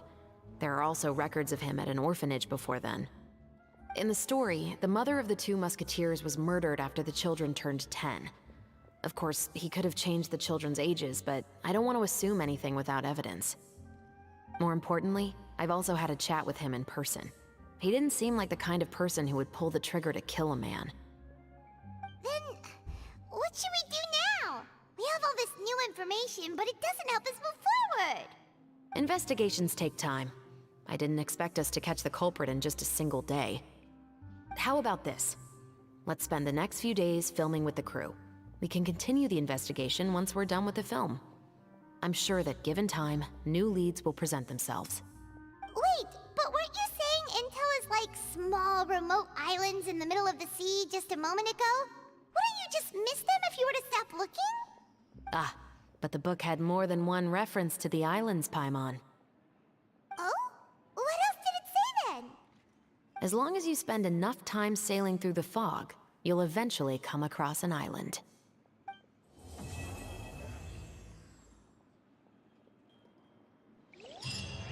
Okay, okay.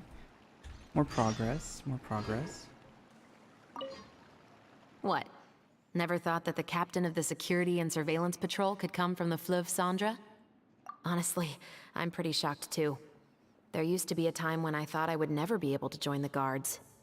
But, as long as you can distinguish yourself through your accomplishments and skills, you'll eventually be recognized for your worth.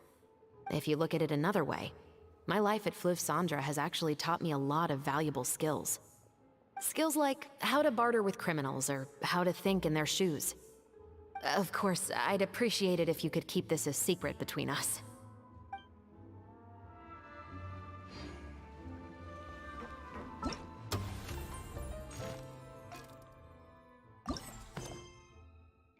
Eight to 10 o'clock.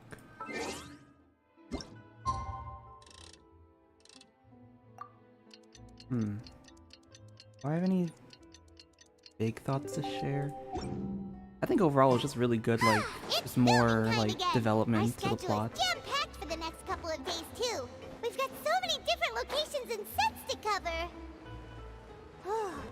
Anyway, let's head out and meet up with the others. I think the big thing with this, compared to the other event, is that it's a lot more... It's a lot more, like, not drawn out in a bad way, but just pacing's a little slower, right? So you don't get as much information that quickly. Whereas with, like, the 4.2 event, you get things pretty, like, you got, like, pretty big hints pretty quickly. And it, like, was easy to make, like, inferences and stuff overall, like, over the course of the like over the course of the 3 acts, as opposed to the 5 that we're getting.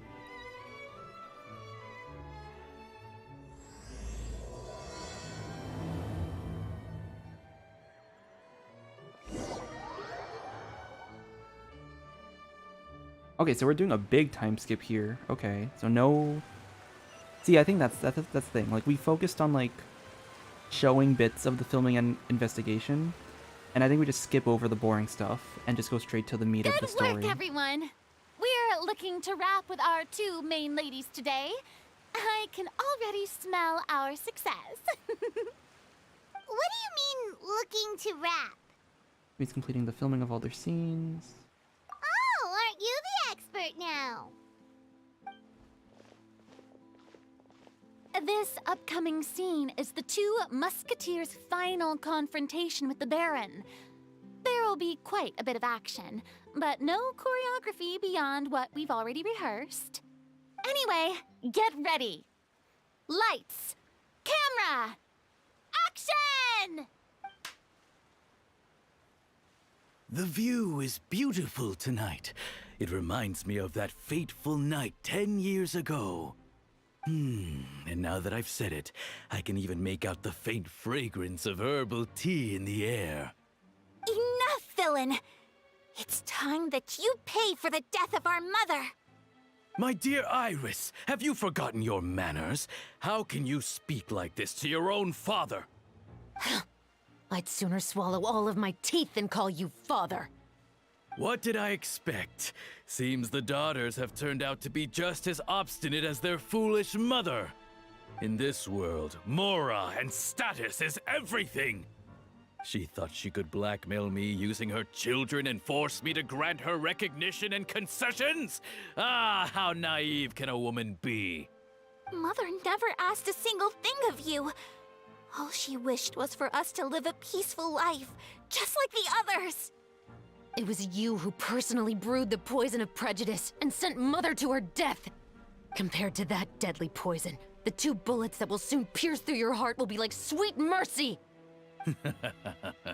And that's exactly why I said you're just as naive as her. Did you really think 2 muskets would be enough to defeat me? So let's see. What is stronger? Mora and power, or the 2 muskets in your hands? I bet we're just gonna do like an actual combat sequence with like a trial run to see how it goes. Get them! Yep. Tulip! There are too many of them! It'll be okay. We'll cover each other, Iris. And Mother will be watching over us. Oh, okay. I did that too fast. You've lost. To think I'd lose to my own 2 kids.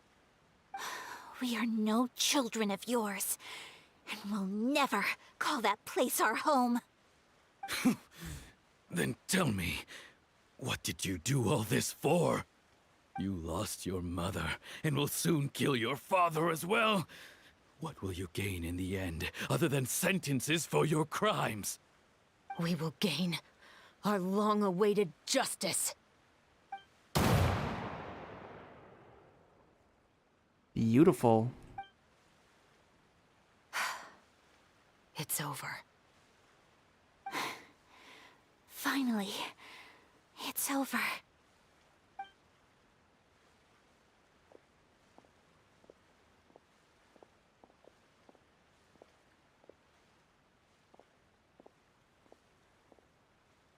So, where will you go now, Tulip? I'm not too sure, Iris. Maybe somewhere with lots of flowers? After all, Mother always did love going where the blossoms were. What about you? I want to go visit Mother's grave. Yeah, that's not a bad idea. Huh? Tulip, look! What is it? It's Mother's favorite. The rainbow rose. Look, it's blooming again.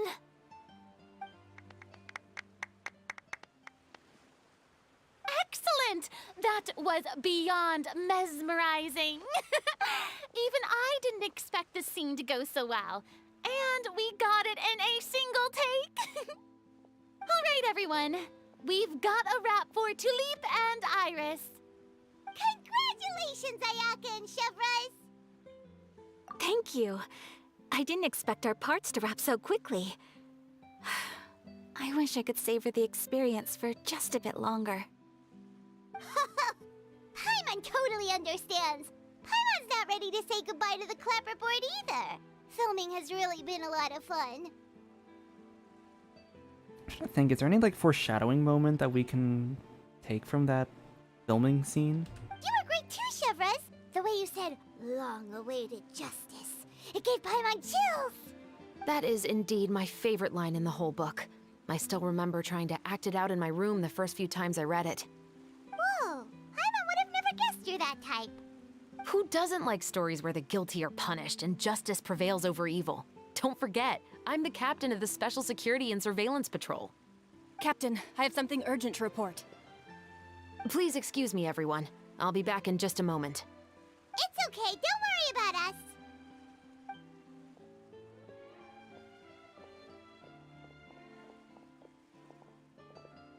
Oh? Was she whisked away by work already? I was just about to tell her how great she did. It seemed like some urgent official business. Then perhaps we should thank the stars that we were able to wrap both of your parts so quickly today. Switching around the filming schedule would have been a real pain. Anyway, I actually came over to let everyone know that we're all done for today. You can go home and get some rest. And one last thing, Miss Ayaka. Your acting skills today were immaculate as always. Are you sure you won't consider taking up full-time acting? See, I just happen to know this great troupe that's still looking for a lead actress. Thank you for your kind words, Director Farina. Unfortunately, there are still many matters that I have to take care of back home at the Yashiro Commission. I cannot remain in Fontaine to pursue an acting career. Nevertheless, I will make sure to treasure this incredible opportunity in my heart. Oh, that's a shame, but I understand. Just let me know if you ever change your mind. I believe it's also about time for me to take my leave. But hopefully I'll see you on set over the next few days. Even though my part's wrapped, I'd still like to swing by and help out the crew. See you tomorrow, Traveler and Paimon. Yep, see you tomorrow! Well, what should we do next? Maybe we'll go investigate the case some more with Chevres today. Traveler, Paimon, please come with me. Huh? Where are we going? You could say that our ship has finally chanced upon one of those small, remote islands of intel.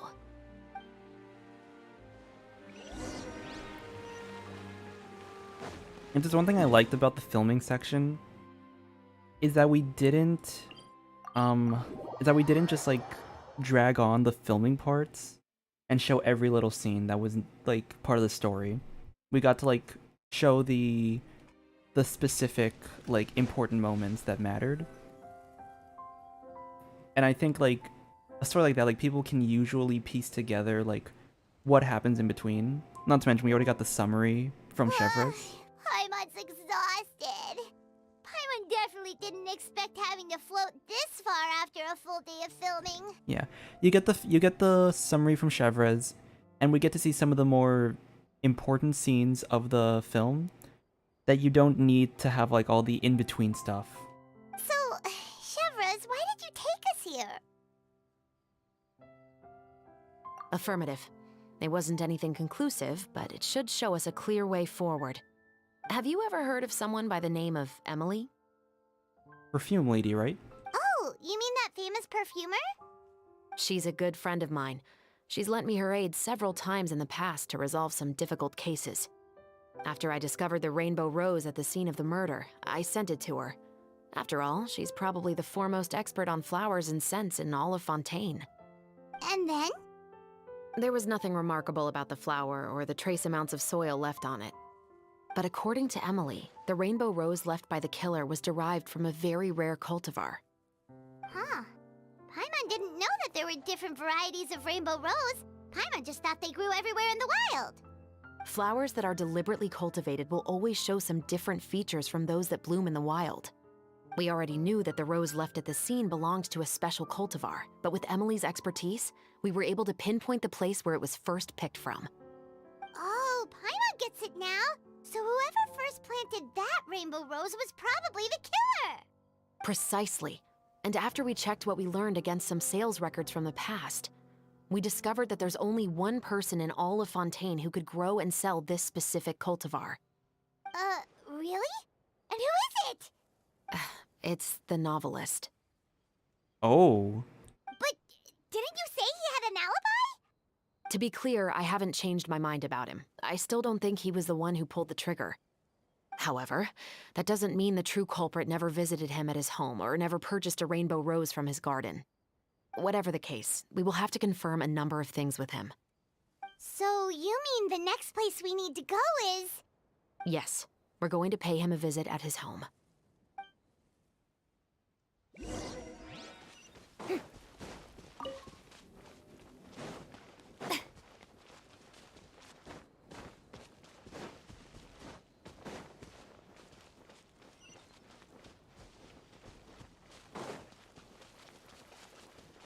Okay, so the novelist is involved in all of this.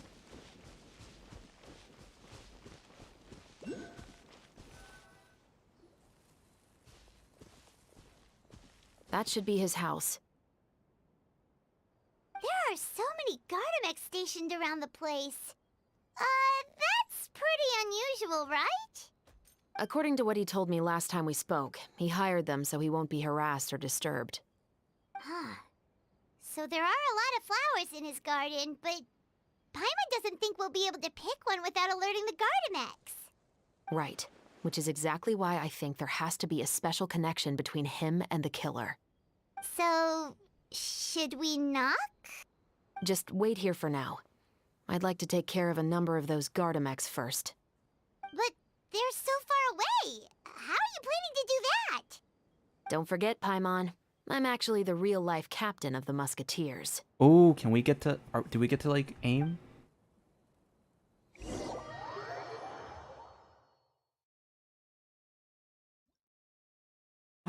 We do! Okay. Press the aim button to start aiming. Aim to... aim at enemy and press shoot button to fire. Oh my god, the sensitivity on this is horrendous.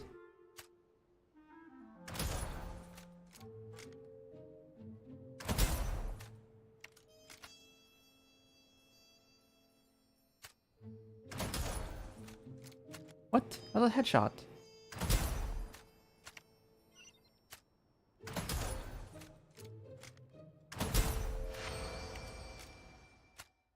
Oh my gosh, that sensitivity. I hope we get to really... I hope in the mini game we get to raise that sensitivity a bit. 'Cause that was, like, bad. All clear. Let's go. Oh, wait! Paimon's a little nervous now that we know he could be the killer. Can we go over our plan of action again? I'll go knock on the door and make sure it's safe inside. Once we're sure that we're in the clear, I'll ask him to come with us for a quick round of questioning at the guard's headquarters. But can't we just arrest him? We still have no evidence that he's the killer, or that he lent the killer any direct aid. Still, it would be appreciated if you could pick a rainbow rose from his garden for me while I'm talking to him. It'll help the Marechaussee Phantom confirm Emily's theory. Sure, no problem. Just be careful, Chevres.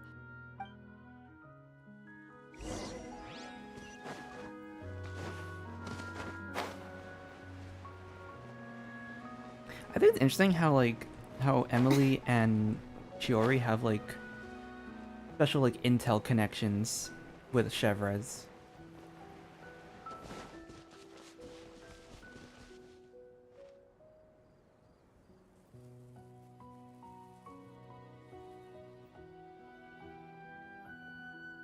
Excuse me, Mr. Baptiste, are you home? Who could it be at this hour? Oh, it's you, Officer Chevres. Would you mind accompanying me to the guard's headquarters, Mr. Baptiste? We would like to ask you some questions about a case. Oh, is it still regarding the murder case from before? I cannot confirm or deny that at this time. So it is then. Listen, I need you to come with me, Mr. Baptiste. Miss Chavras, I'll save you the trouble. Oh, and you two over there? There's no need for you to pick my flowers either. It's not time for them to bloom yet. Oh! Okay.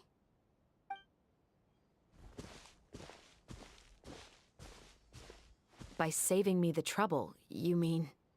I will confess. I was the killer. Bullshit. Huh? Absolute bullshit. He just admitted he's guilty! Please relax, everyone. I'm not armed. The musket you're looking for has been buried in my backyard. Then it's my responsibility to inform you, Mr. Baptiste, that everything you say right now will be used as evidence for the inevitable trial. Yes, I am perfectly aware of that. I must say, I hate this feeling. Oh? Is it because I confessed? Or because you've been proven wrong? Both, I suppose. For the same reason as the one I wrote out in my novel, of course. I did it to exact revenge. He's covering. He's covering for someone. There's no way. I know you haven't figured out the link between the two of us. Had you done so, I'd have been taken away to the headquarters a long time ago. But that won't stop me from always remembering his grotesque face. After all, he was the one who killed my mother. Your mother is still healthy and well. So he's definitely covering for somebody. You know, I was adopted as a child. I was referring to my birth mother. That was never recorded in the orphanage's records.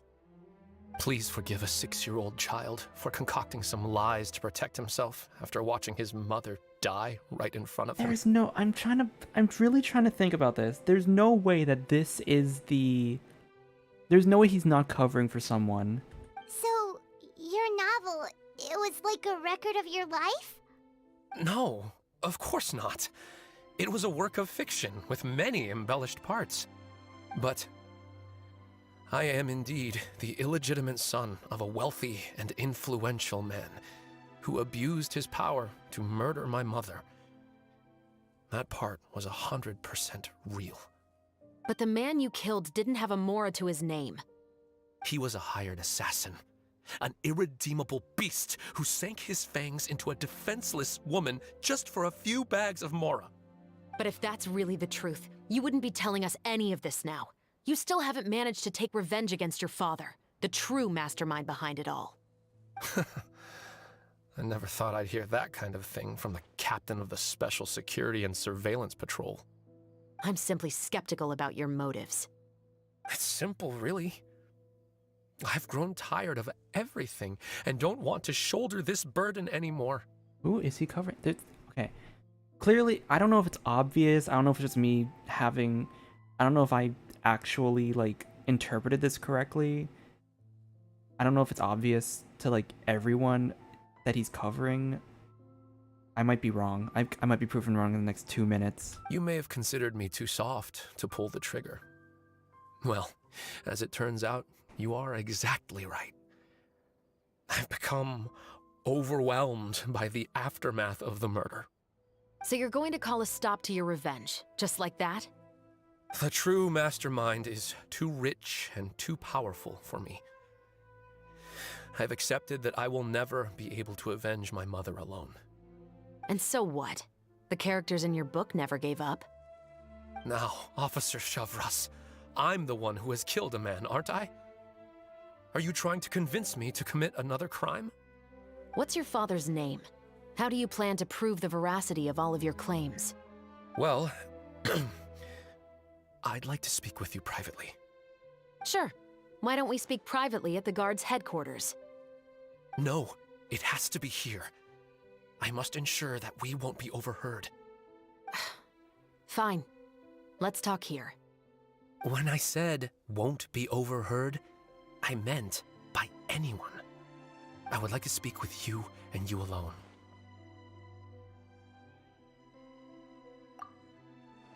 Thanks. I appreciate it. Please stay safe, Chevres.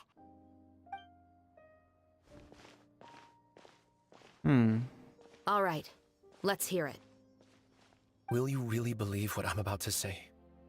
Well, that depends on what you're going to tell me. Fair enough. Fair enough. Then listen closely.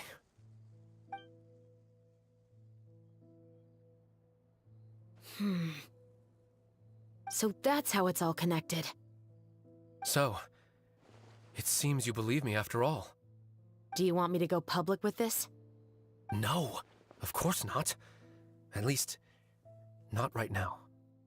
Then why did you bother telling me? You've read my work. What do you think? Even if you were to go public with all of this right now, he'd simply deny everything. It's been too long. Almost 20 years. Anything that could be used as evidence has long faded away. Even if there might have been a solitary island of truth once upon a time, it has long sunk beneath the waves by now. Justice will never find him. Not if you don't try. I know that as the captain of the Special Security and Surveillance Patrol, you will always stand on the side of justice. But do you really think a cushy life in prison really constitutes justice for him? I bet he could lead an extremely comfortable life in the fortress of Meripede. What are you trying to say? I've been observing you from a distance. Your portrayal of the musketeer was exquisite. Pull the trigger of justice against him. Let the villain get what he deserves. You want me to let you go so you may complete your revenge? No, Officer Chevres. I know that would be impossible. No. What I'd like is for you to perform the deed on my behalf. Oh. Oh, Chevres sure is taking her time. What could they be talking about anyway? Oh, Paimon's worried. What if he decided to attack her? Oh, you do have a point. Still, do you have any idea who the rich person might be? And why the novelist doesn't want us to hear what he's saying to Chevres? Sorry to keep you waiting, you two. Hey, how did your talk go? I've already sent someone to escort Baptiste back to the headquarters for questioning. He wasn't lying about the musket. It was indeed buried in his backyard. But what about the name? Did he tell you the name of the rich guy? Yes, he did. But for now, I have to return to the Special Patrol. There are still a few loose ends I need to tie up. I'll probably be quite busy over the next few days, so apologies if you don't see me on set. All right, Paimon understands if you can't tell us everything you know. We'll just keep an eye on the Steambird then. Actually, there's still something else I need your help with. Huh. Okay, so let me think. We're getting... So... He's not covering for somebody.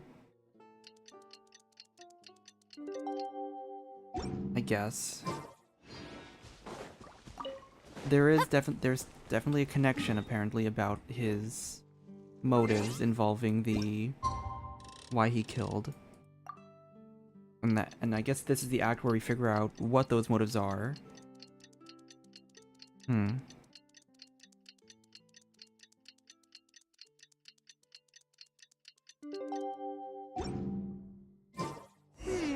haven't seen Chevres since that night at Baptiste's place. Well, guess there's no point in worrying about it now. Let's go join up with the others.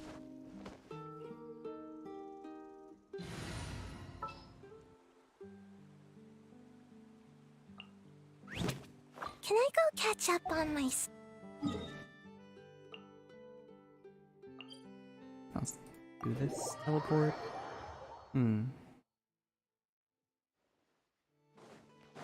Yeah, so we're supposed to figure out. I'm so confused, and I feel like everything's gonna be like connected in this like act. But I'm honestly kind of lost. I'm like, I don't know if we just haven't been given all the pieces. Ayaka and I were just talking about you. I don't know if we just haven't been given all the pieces yet, or if I'm like missing a piece of foreshadowing, or like. Is Chevra still not joining us today? Probably not. We haven't seen her either. Huh? That's such a pity. Director Farina said that we've only got a few small scenes left before wrapping up the entire thing. She even said that she'll get me into a couple scenes, so everyone will have a chance to shine in front of the camera. We were also planning on having a victory feast once we're all finished filming. You can join us, right? If only Chevros was here.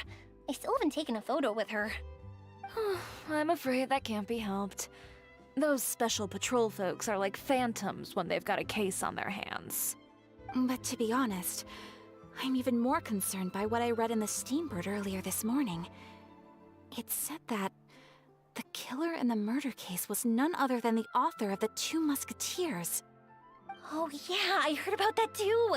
He came forward and confessed his crimes, but gave no explanation as to why he pulled the trigger. We didn't know about this case at all when we joined the film. Is it going to affect the reception of our work? From a pure publicity standpoint, this will draw a lot more attention to our film. I have to say, though, that no director can be perfectly comfortable with garnering attention through means other than artistic skill. To be fair, I feel like that ship sailed the moment you allowed yourself to be named as the director on our posters. It's not my fault that I'm super popular.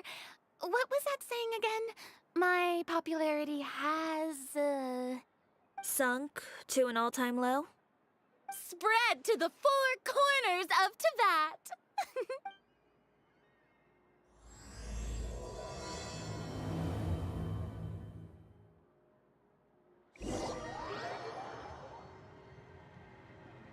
You're always so sassy and like.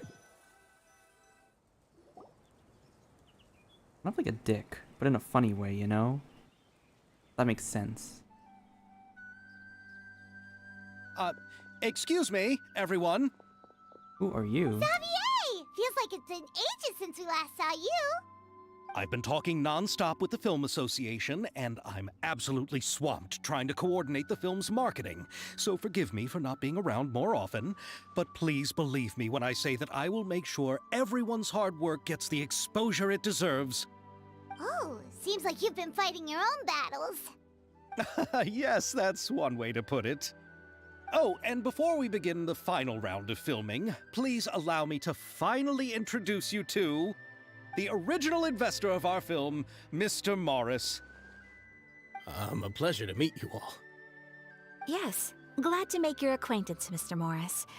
We've heard about the issues you've encountered with your financial situation, and genuinely hope that things have taken a turn for the better. Oh, well, the situation has indeed improved somewhat. Don't worry, Mr. Morris. Accidents and last-minute challenges happen all the time. There's no need to blame yourself over it. The good news is that we're almost done filming now, and I would even say that this is the best story I've ever seen. Is that so? I see, that's great news. All right, now that we've gotten The way all he's the pleasantries acting. out of the way, let's get this show on the road. He's like on edge, you know? We'll mostly be filming typical people and scenery from the streets today to improve the sense of environmental ambiance in some parts of the film. Oh, and there'll be a cameo for Mr. Kamisato and Miss Yoimiya as well. They'll be used to show outsider perspectives on the fates of the 2 Musketeers. That's right. Ayato should be here any minute. Excellent! Then let's start with the scenery shots. Camera and clapper loader, you're up. Yep, we'll be ready. Remember, all we need are some wide zoom shots of the streets. If you happen to find some particularly lovely patches of flowers and grass, feel free to grab some close-ups of those as well. Ready? Lights! Camera! Action! Okay, now move the camera slowly. Try to focus on that flower. What's wrong? Just adjust the focal length a bit. Something the matter? Huh? But wasn't it working fine for all the days before? Veronique, can we try a different camera? No problem. How about this one? All right, let's give it another try. Lights! Hmm. Camera! Action! So it's getting... What is happening to the cameras? Don't tell me. This one is broken too? Sounds like sabotage. Veronique, do we have any other spare ones we can use?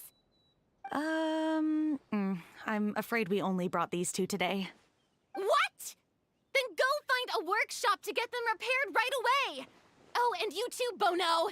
Go find our spare camera in the warehouse and bring it back to the set. On it. Greetings, everyone.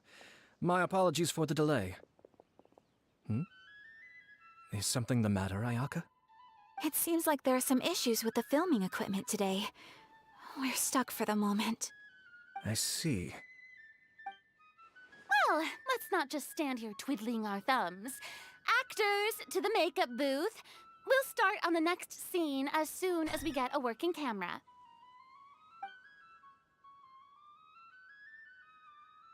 The people at the workshop told me that the part which holds the lens in place seemed to have fallen off. That's super strange. It was perfectly fine just yesterday. Well, no time to dwell on that now. Let's get back to filming. Ahem! Quiet on set! Places, everyone! Lights! Camera! Action! By the way, have you heard about that recent murder case? Yes, I have. It seems that they've caused quite the commotion in the city. I heard that the chief of the guards is so mad about not catching the culprit that he's about to explode. Oh? I find that quite hard to imagine, considering how he already looks most days. Director, we have a problem. Oh? Oh, we're in the middle of a take! Couldn't you wait until we wrapped up this scene? No, Director, our film, all the finalized film that we've been keeping in the case has disappeared. Oh, wait, well, what did you say? Did we get a Vine boom? Mr. Bono, please take me to where the film was kept right away. I'm coming too. No, Yoimiya, you have to stay here. Oh. Okay, listen up. Everyone who's not working on this current scene can go with Bono to look for the film. Everyone else, stay put and wrap up the scene. Unbelievable. How could all these problems happen in just one day? Sabotage. We're back. How did it go? Did you find the film? We found it in the sewers. Huh? In the sewers? Is the film still okay? We discovered it just in time, so we should still be able to salvage it. The others are checking now to see if we lost any specific scenes. You scared me for a moment there. I nearly thought we had lost everything. I really don't want to experience that feeling of despair again. Okay, but who could have stolen the film and dumped it there? Could it be, some competitors working on other films? But if they wanted to harass us, why wait until the last day? Okay, we don't have time to really look into it right now. Let's strike while the iron is still hot and wrap this thing up once and for all. Yeah, let's finish it.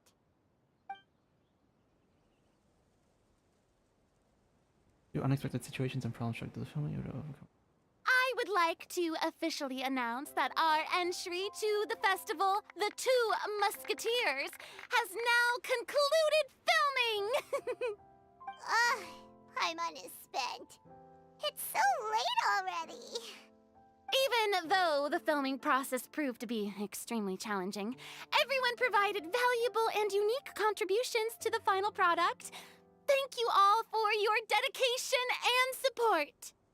And just like Director Farina, I would also like to extend my most heartfelt thanks to all of you. Really, you've all helped me so much. All right. Let's save the awards speech for later, and hopefully also get some rehearsals in before the real thing. Anyway, now it's time to party! Let's all make our way to the beach and have a celebration feast so loud and fun that even the blubber beast will want in. Party! Party! Paimon wants to party! Rainbow rose, rainbow rose. Oh, look at that. All the rainbow roses. Beautiful. Whoa! This place is hopping! Everyone's finally getting to relax after wrapping up the film! Have you ever seen a fireworks show, Mr. Morris? It's pretty amazing. I'm afraid I haven't, but I'll take your word for it. Let's go chat with someone! What about you three? I was thinking, if this film turns out to be a success, could I ask the two of you to stay and be a part of my crew? Of course, I'll definitely increase the pay for next time. I'd be more than happy to, Mr. Xavier. Thank you for the offer, Mr. Xavier. But I've made some plans to go on a journey to the other nations once the festival is over. Is that so? Well, then in that case, bon voyage, Miss Veronique. Please feel free to get in touch once you've returned to Fontaine.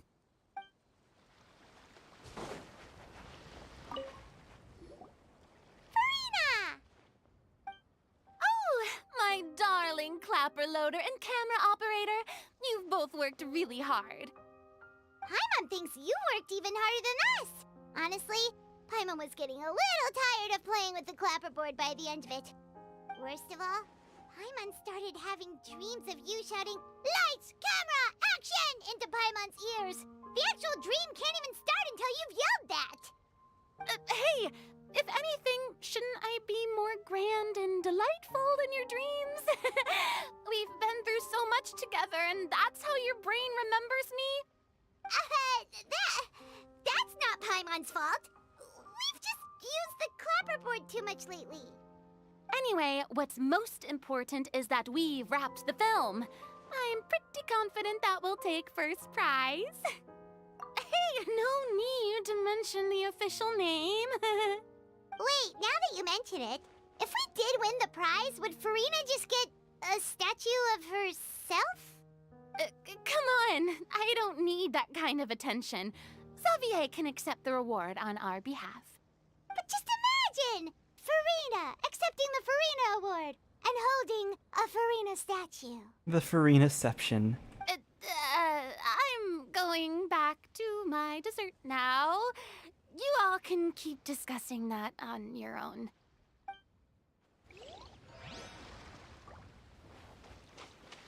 I think... Oh, wait, Shiori.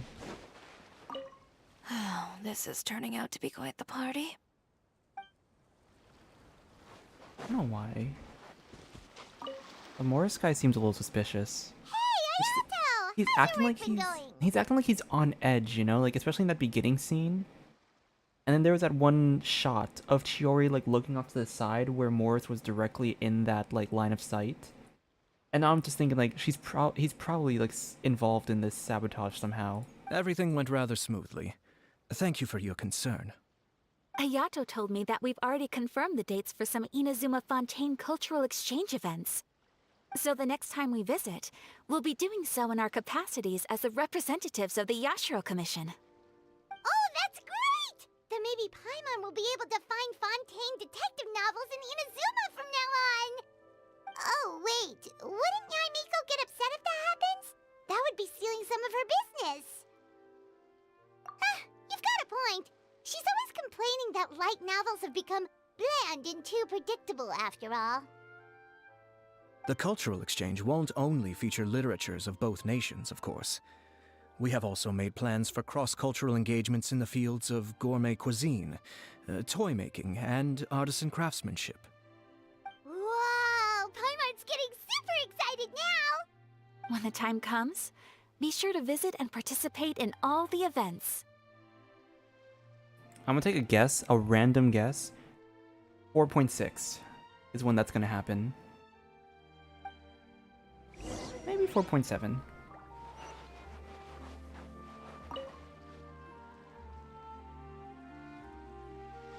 Chiori!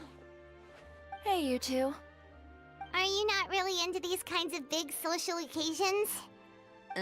Not particularly. But this is still better than Fontaine Fashion Week. But if this film becomes a big hit, people will definitely come flocking to your shop. Yes, that's highly likely. As long as the film can premiere as planned. Are you still worried about the case? That and all the obstacles we had to face today. You're right. It's as if all our bad luck just manifested at once. But why today of all days? No, it's nothing. We've already delivered the film to the editors, so there should be nothing more to worry about. How are you doing, Mr. Morris? You having a good time? Well, you could say that. Do you happen to know when the party is scheduled to end? Judging by how much fun everyone's having, I'd say probably not until well after midnight. Is there something that you still have to take care of at home, Mr. Morris? Oh, well, I'm just not a late night person, so I might take off shortly. Oh no! Silly me. I almost forgot something super important. Oh, what is it? I prepared a whole batch of fireworks for the party, but I forgot to bring them over from the warehouse. Fireworks, you say? Well, that's, truly a pity. Sorry things didn't go as planned. Could you help me carry them over, Mr. Morris? I won't be able to fetch all of them by myself. Me? Are you sure that you can't find anyone else? I just wanted to make this a surprise for everyone. The warehouse isn't far from here. We'll be there in no time. Pretty please, Mr. Morris. These are some of the best fireworks I've ever made. So I also want you to see them before you leave. They're stunning. I promise that they'll be a once-in-a-lifetime experience that you'll never forget. But... It's okay. Just come with me. If we're sneaky enough, nobody else will see us leaving. All right. Huh. The warehouse is right over here. I moved the fireworks there in advance, so it shouldn't be too much work bringing them back. It's still a ways away from the party. Sorry about that, Mr. Morris. It's probably because I'm used to carrying fireworks all the time, so it doesn't feel like a lot of work to me.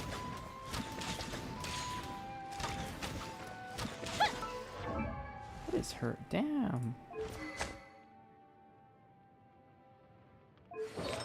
Gosh, why am I even... Oh, okay. Enter the where. What is happening here? Is this a cutscene or is this gonna be like a... Or like a domain? Cutscene. It's dark in here. Wait here, Mr. Morris. I think the light switch should be somewhere over here. Why did I have to get roped into this?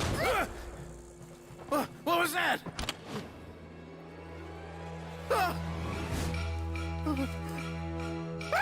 Oh. Who's there? Get me out! Get me out of here!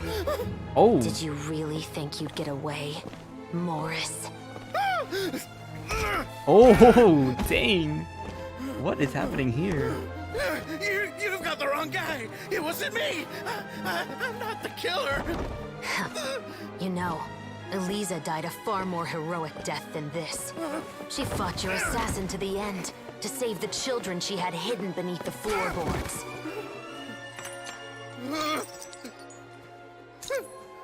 That is Eliza's pendant. The one with a photo of you two inside. The one you gave her. Ring any bells? It's a fake! It has to be! There's no way! No way your assassin didn't destroy it, you mean? Dang. Did you ever love her, Morris? Or was killing her always the plan? No, please. Listen to me. I told Eliza to keep us a secret. I paid her plenty for her silence. I never thought she'd keep the child! Everything was gonna come out, and I had no choice! She'd force my hand! No! I'm begging you. I have money. Just name your price, please! You can keep your Mora, and you can go to hell.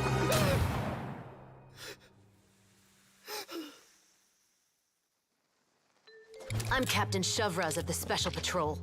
Morris, you're under arrest for Elisa's murder. Huh? Hmm?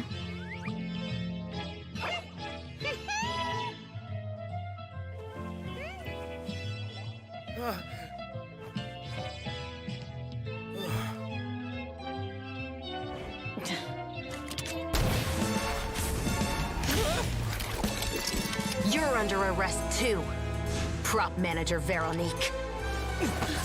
Or perhaps I should call you the Second Musketeer.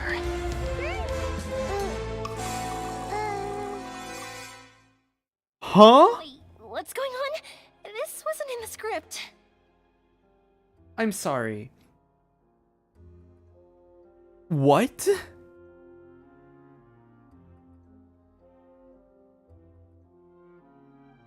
Okay, wait, before we go anywhere else with this, I just want to say, the cinematography in that animation was absolutely beautiful. And the voice acting, especially Morris's voice acting, I loved it. Like, he had terror in his... He had terror in his voice.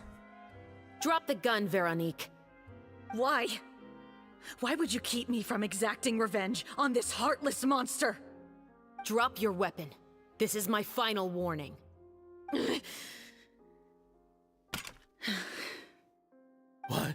What is going on? Do I have to spell it out for you, Morris? Everything that took place just now was staged to get you to confess the truth. But this last part is all improv, of course.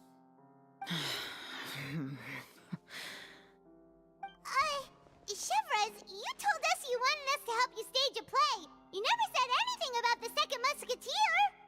It's because even I had no way to confirm my theory until now. Thank you for your performance, Yoimiya. Could I trouble you to go and bring in the other Special Patrol members? They should be on standby just outside. Oh, and please tell the other cast members not to worry about us. We'll be rejoining them shortly.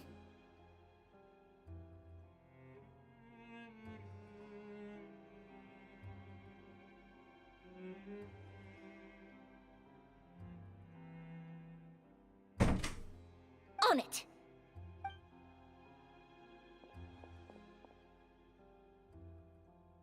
So what do you think, Morris? Care to talk about what happened 20 years ago?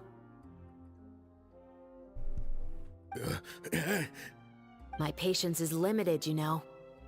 Don't force me to take you back to the interrogation room. I'd wager that you wouldn't last for more than a minute in there. With the recording we made, you have no chance of winning in court. Cooperating with us now is the most practical move. All right. I'll talk. I hired an assassin to murder Elisa.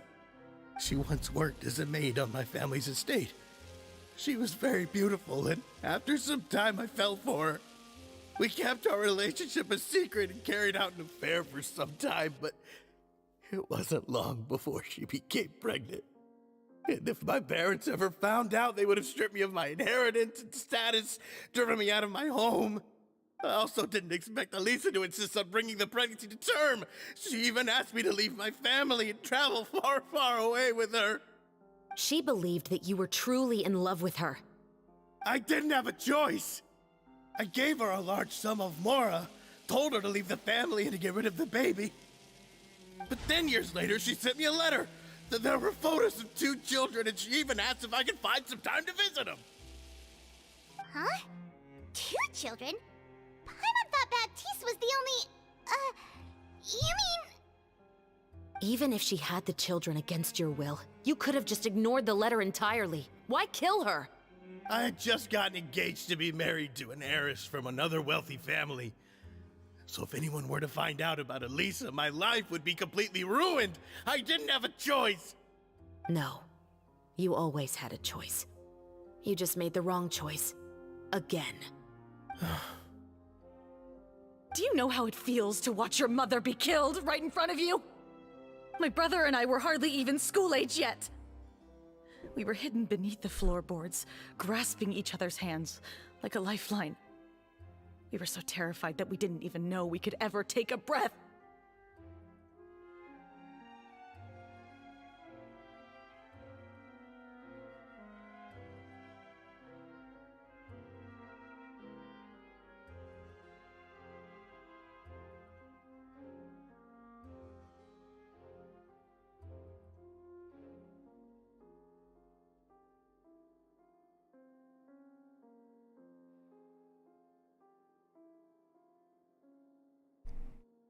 My mom keeps walking in on my, like, without knocking again.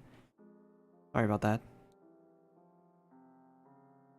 All we could do was to watch Mother try to fight back, and then collapse to the floor. Even after the assassin left, we were still too terrified to leave our hiding spot. We thought that he might come back. It was only until the next evening when we finally climbed out and gathered around our mother. But she had already become cold and stiff to the touch. You made up your mind right then and there to bring this case to light.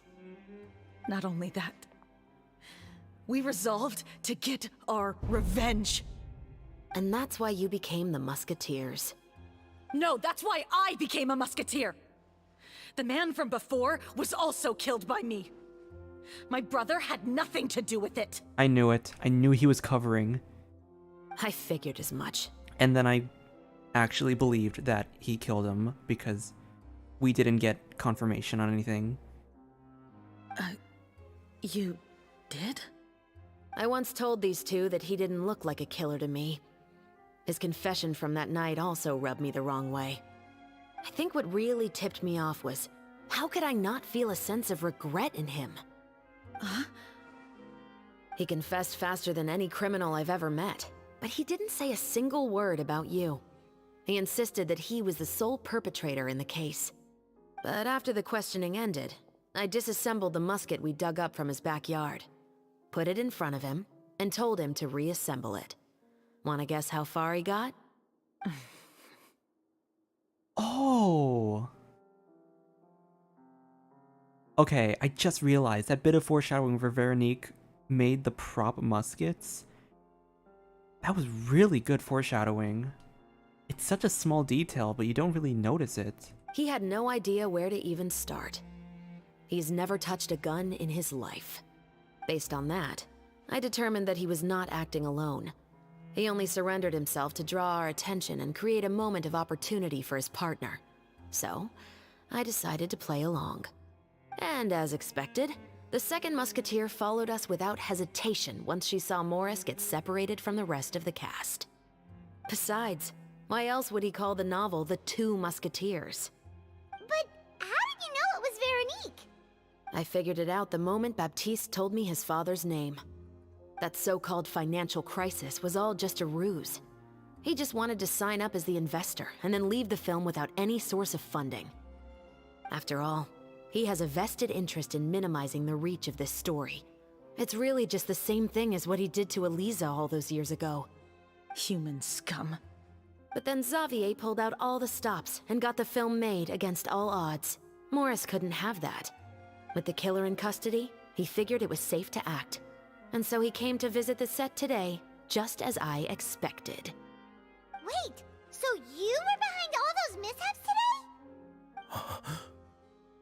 As for the identity of the second musketeer, I assumed they'd probably stay close to Morris and look for an opening.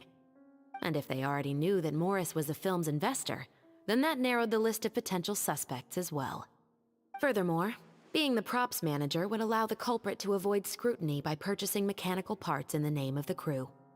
With that hypothesis in mind, I went back to check Baptiste's orphanage adoption records.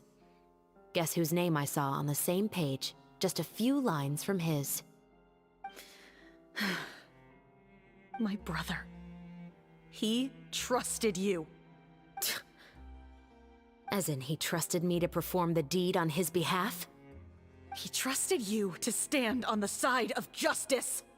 I am. I thought you could do it as well. Oh, the look on your face when you told him to go to hell. I really thought you'd put a bullet in his brain. Dang. You know what he has done. Are you telling me that you'd rather see him spend the rest of his life living like a king in the fortress of Meripede? I will never be able to forget the feeling of my mother's cold, lifeless hands. And you would call this ending fair? Is this what you call justice? I won't lie, Veronique. I did hesitate when your brother first told me about the truth. I wondered. I agonized over whether I should really put a bullet in his head. So why don't you? Because that should never be how justice is carried out in this world. Perhaps, to you, justice is simply reciprocated. An eye for an eye, and a life for a life. But everyone has their own understanding of justice. If everyone were to pursue their own definition of it, there would be no more order in this world. Today, you'll kill Morris, and tomorrow, his children may come for you. The world cannot render judgments based on a desire for revenge. That will only lead to a cycle of revenge, as well as the destruction of order and civilized society. Fontaine is founded on a set of laws and a standardized code of justice. That is why we are the nation of justice. But with all that said, I will promise you this. Morris will not lead a cushy life in the fortress of Meripede.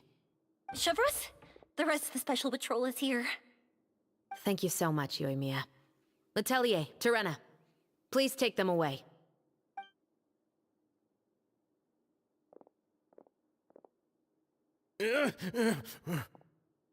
I still can't agree with your reasoning. I know. Justice has not been delivered. At least, not today.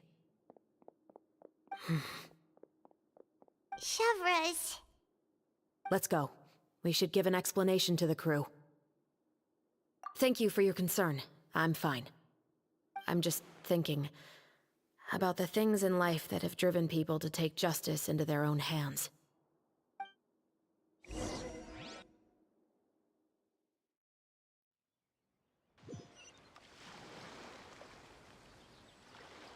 Dude, that reveal was crazy though. Especially Veronique's reveal. Who would have thought Morris would turn out to be... I'm at a loss of words. How could he have done something like this? I'm just glad that you're all safe and sound. Who knew that such a labyrinth of cases would be behind this story? Well, what should we do now? We have a finished film, of course, but should we still go ahead with the premiere? What do you mean?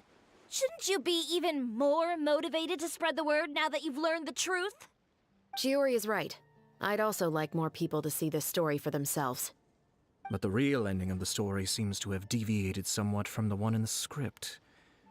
Is that still acceptable to you, Miss Chevreuse? The call is yours. We still have time to reshoot an ending if that's what you'd like. No, it's fine as is. I like what we have for the catharsis. Romanticism is what gives works of art their appeal. Fiction is able to explore means of restitution that could never work in real life. Just like the real world, the world of stories also has its own set of rules and justice. These different possibilities are what initially drew me to reading in the first place. Sounds good to me. I support your decision. What about Veronique? Will she be okay? She will soon face her judgment alongside her brother and Morris. If I had to guess, they'll probably all be sent to the fortress of Meripede. I'll make sure to give Risley a heads up about it. Oh, you mean that kind of heads up? Exactly. Ahem. All right, then the matter's settled. Now that everything's been taken care of, there's no reason for us to keep looking all gloomy and grumpy. Let's get back to the feast and enjoy each other's company. We'll be starting the post-production process tomorrow. You should join us, Chevreuse. You missed the first few hours of the party, didn't you? All right. Count me in. Then I'll wait for you over there. There's still some good news that I'd like to share with Chevreuse. Traveler, Paimon, could you wait for me by the sea after the party ends? I'd like to go on a brief walk with the two of you. Thank you very much.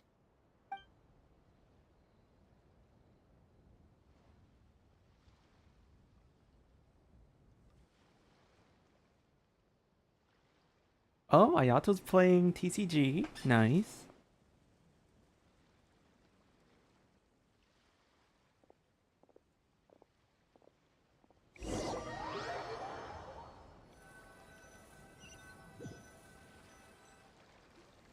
Sorry for the wait.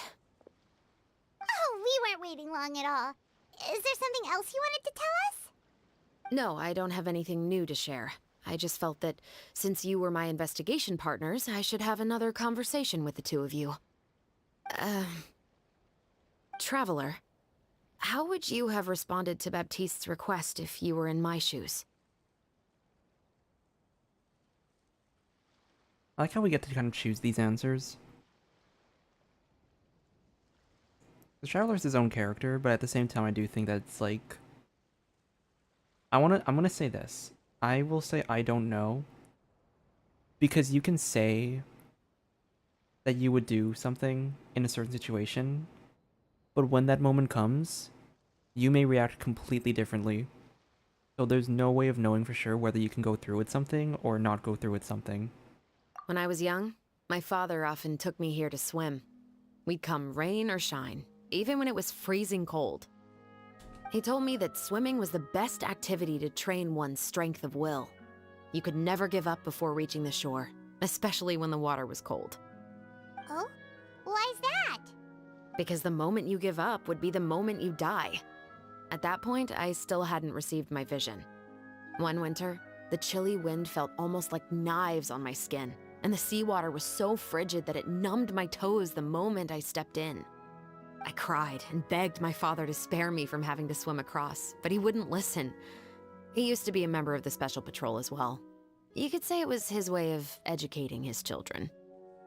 That sounds awful. When he saw that I wouldn't stop crying, he just picked me up and tossed me into the icy water. What? The bone-chilling cold took away my senses. I couldn't feel anything but fear and rage. I waited for my father to save me, but one look and I knew he'd already started swimming for the opposite shore. I realized that if I were to give up, I really would die right then and there. I used all of my strength to try and catch up to my father. Those few minutes felt longer than my whole life up until that point.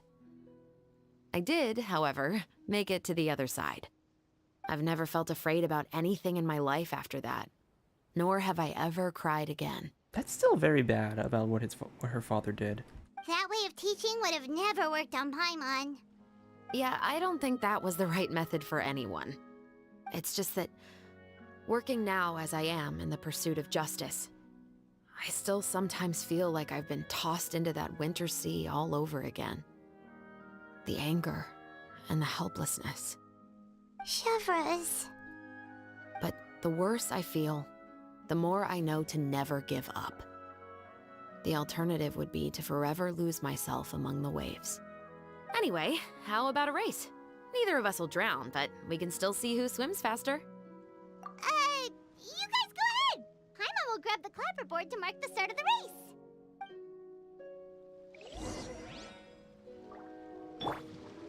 Stop right there!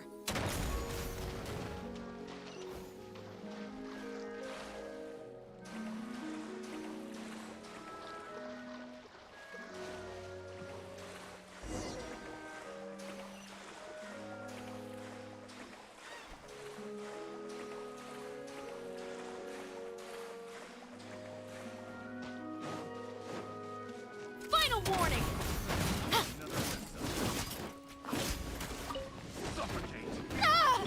Scatter!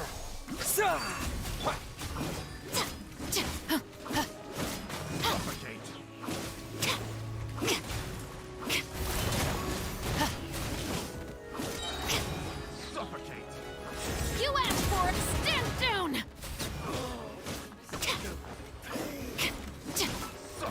What's her... Rifle reward? Okay, that makes sense. Oh, it shows the alignment? That's cool. And noblesse, of course.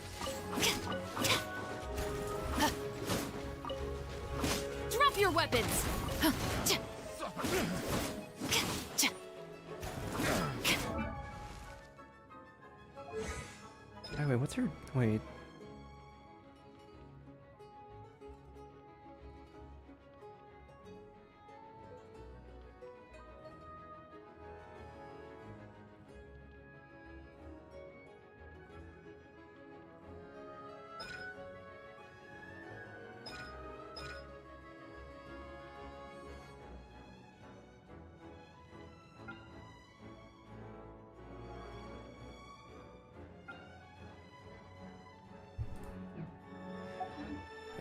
Alright.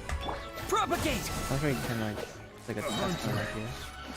Comes the hunting. Final warning!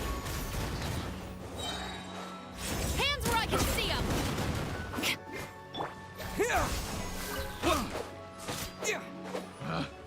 Picked the wrong. What was her?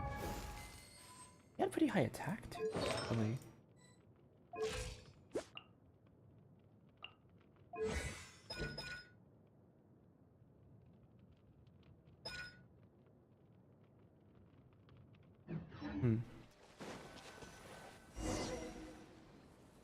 Whoa, that felt good. You were so fast in the water, Chevres. You were swimming even faster than Paimon can fly. So, about the special patrol, did you join because of your dad? Partly, but I'd say I was more inspired by the heroes I read about in stories growing up. Oh, so it's due to your love of stories. Of course, it was only after I joined the Special Patrol that I learned that truth is often stranger than fiction.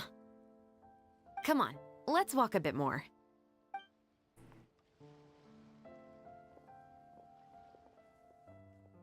To be honest, I do sometimes question whether the decisions I make are the right ones. But I know that no matter what, I must keep swimming. Because the only thing I've got my eyes on is the shore in the distance.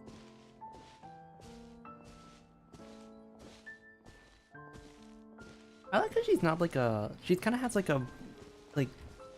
I like how she feels a little more like dynamic, depending on the situation. She reminds me kind of like Sino.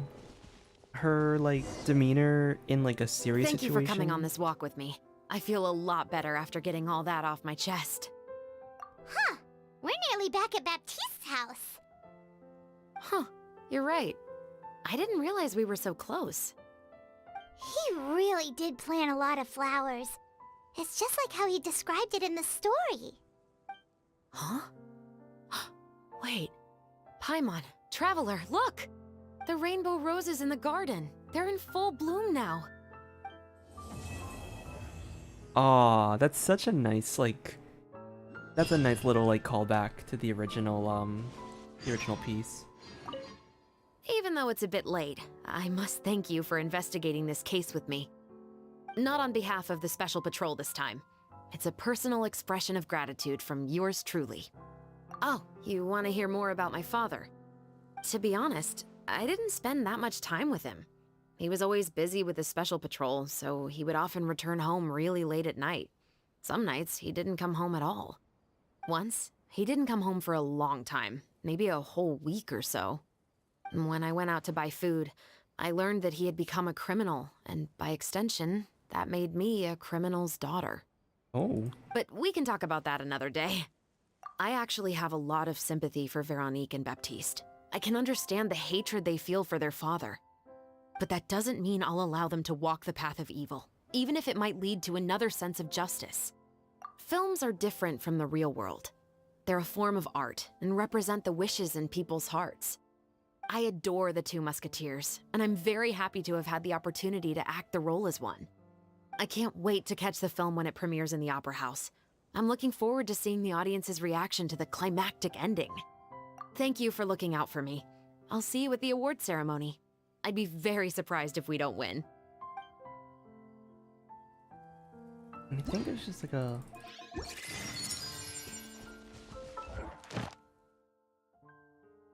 I think there's just a really short epilogue. So. Yep, there it is. Until 2 days later.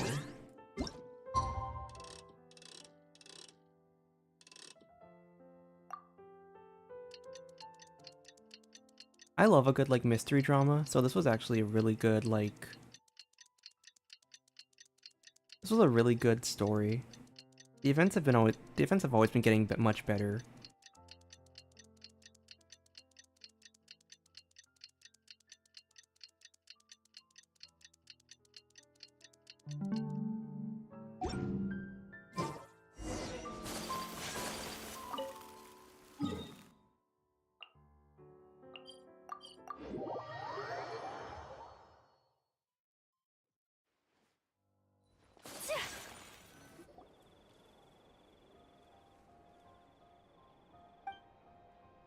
The film was a successful premiere, and the Musket murder case has also come to an end. Xavier, it's been a while.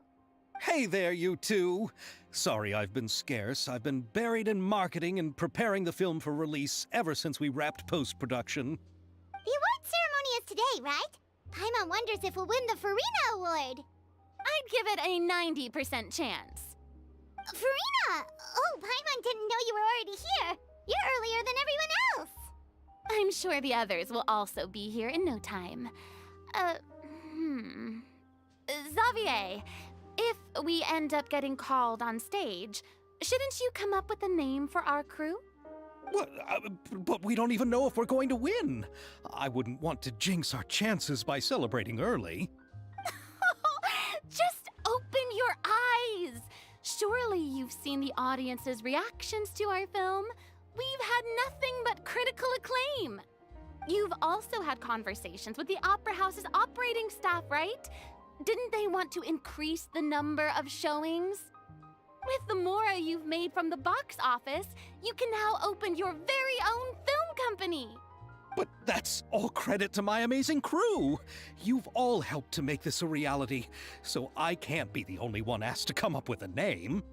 Well, give it some thought. I'm sure the crew will respect your choice. All right, but before that, Traveler and Paimon, could I trouble you to quickly pay a visit to the Fortress of Meripede? Huh? But shouldn't we stay for the award ceremony? I wanted to ask you two to invite Shavraz to join us at the ceremony. She's one of the lead roles, after all. I haven't been able to find her recently, so I haven't had the chance to invite her personally. According to the papers, the culprits of the Musket murder case will be personally escorted today by the captain of the Special Patrol to the Fortress of Meripede. Oh, Paimon gets it now. Yep, just wait here, Xavier, and maybe try to come up with a few snappy-sounding names. All right, then I'll leave you to it.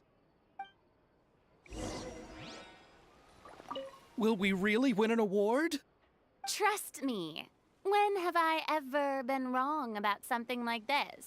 Imagine if we just didn't win. That'd be so funny if we just like did not win.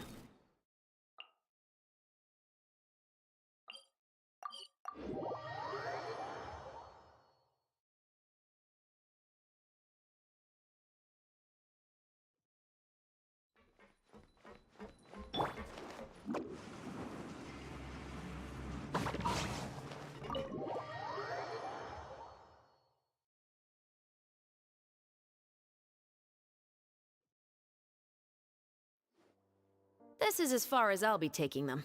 I'll leave the three of them to you now. Got another errand to run? Something like that. I'm expected at a party. Now that's something you don't hear every day. Found a new pastime? No, it's just a special occasion. Shavraz! Risley! Festivals really do bring people together. It's been a while since I last had so many visitors at the Fortress of Meripede. Call it the festival spirit, I guess. Yeah, you could say that. Even our head nurse has gotten herself all worked up preparing super deluxe nutritious shakes.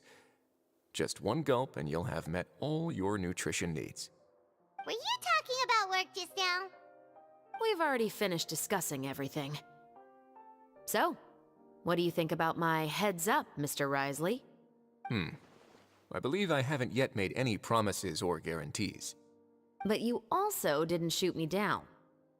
Here, how about this? You could give everyone a copy of the newspaper. Perhaps on the day when the cover story happens to, oh, I don't know, expose a certain someone's misdeeds from 20 years ago? I suppose then a certain someone may soon find himself the most unlucky person in the fortress of Meripede? Ooh. While another 2 people will soon be hailed as heroes. Speaking of heroes, did you two need something from me? Oh, actually, we're here for... You're here to invite me to the party, right? Don't worry, I didn't forget. Ooh, then let's head back right away! See you, Risley! Happy Fontaine Festival! And the same to you.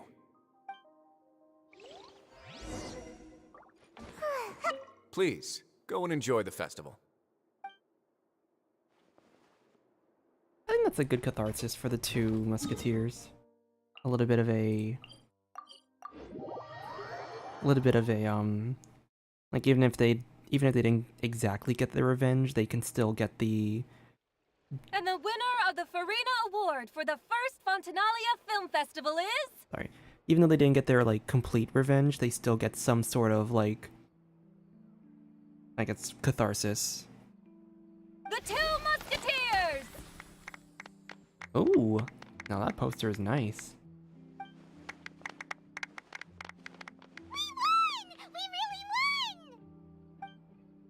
Congratulations, Mr. Xavier. We won? I can't believe it! I really can't thank all of you enough! See? My takes on Fontaine's entertainment industry have never been wrong. Now, please welcome to the stage the producer of the 2 Musketeers, Mr. Xavier!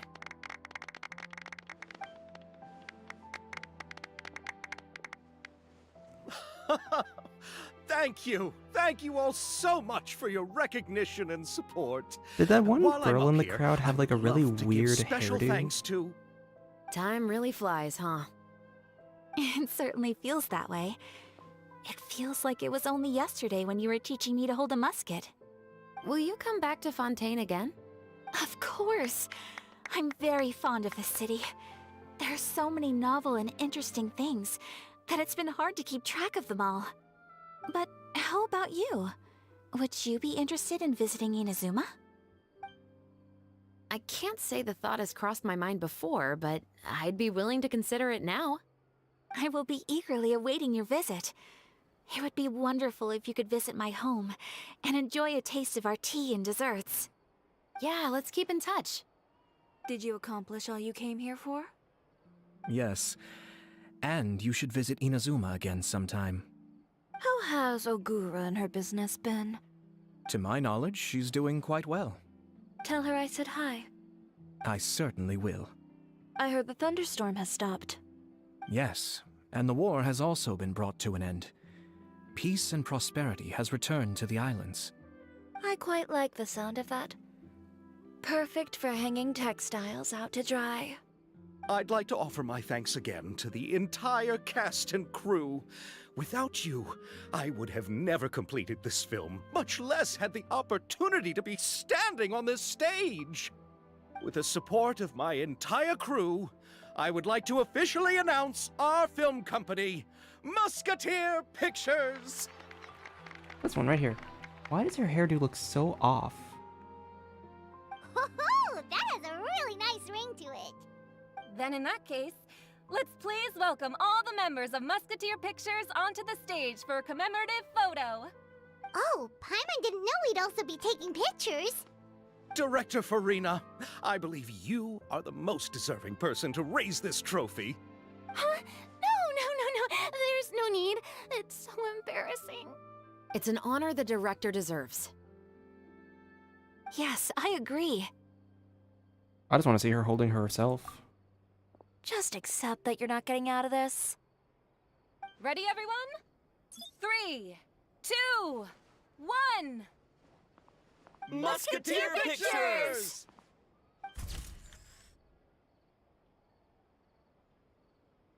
Beautiful.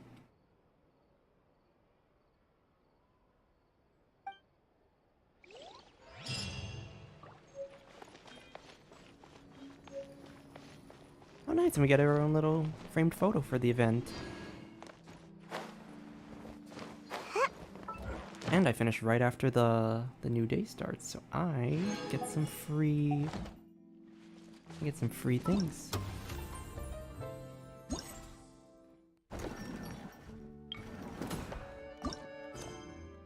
I think overall this was a really good event. Like I said, I like the mystery elements. I always love mystery elements. I love the foreshadowing.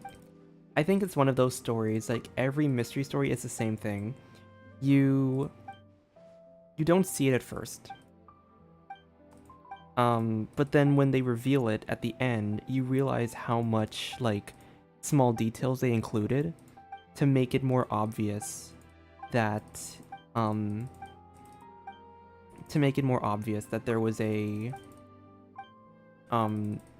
there was some sort of, connection involved.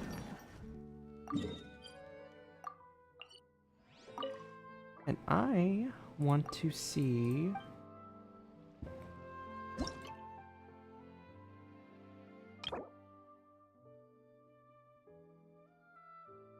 I want to do the shooting minigame really quick. Yeah, like I said, I think it's one of those stories. Stories are all the things like you have to watch it again to really enjoy how good the writing is. At first, I wasn't completely sure how it worked. Oh, good, you can change sensitivity.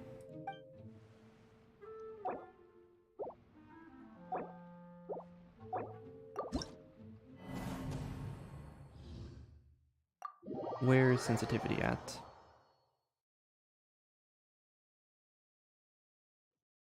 I need to adjust this.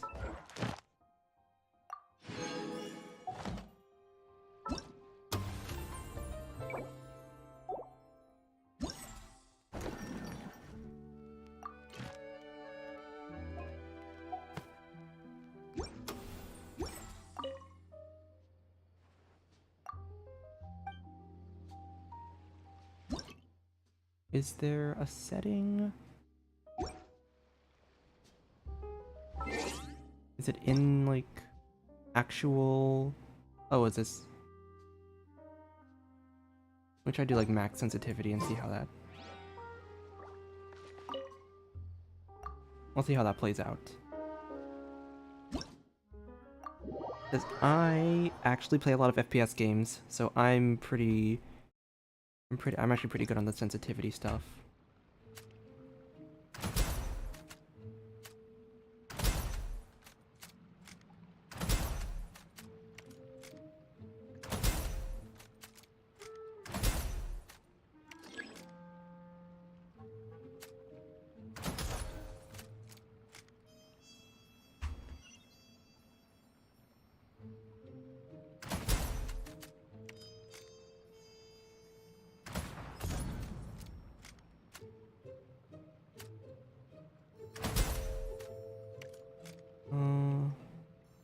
Where's the last one at?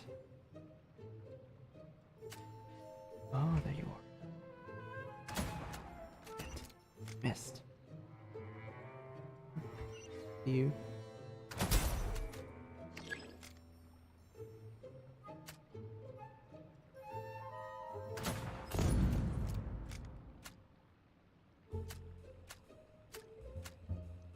Where you at?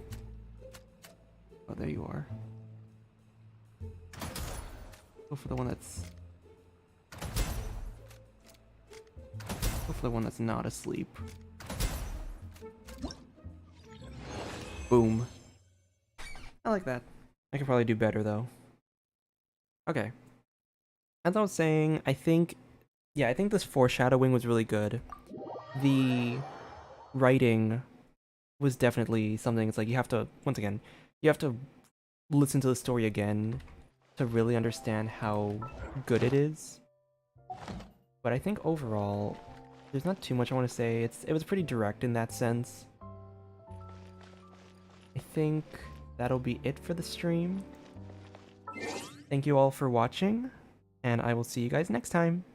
Bye!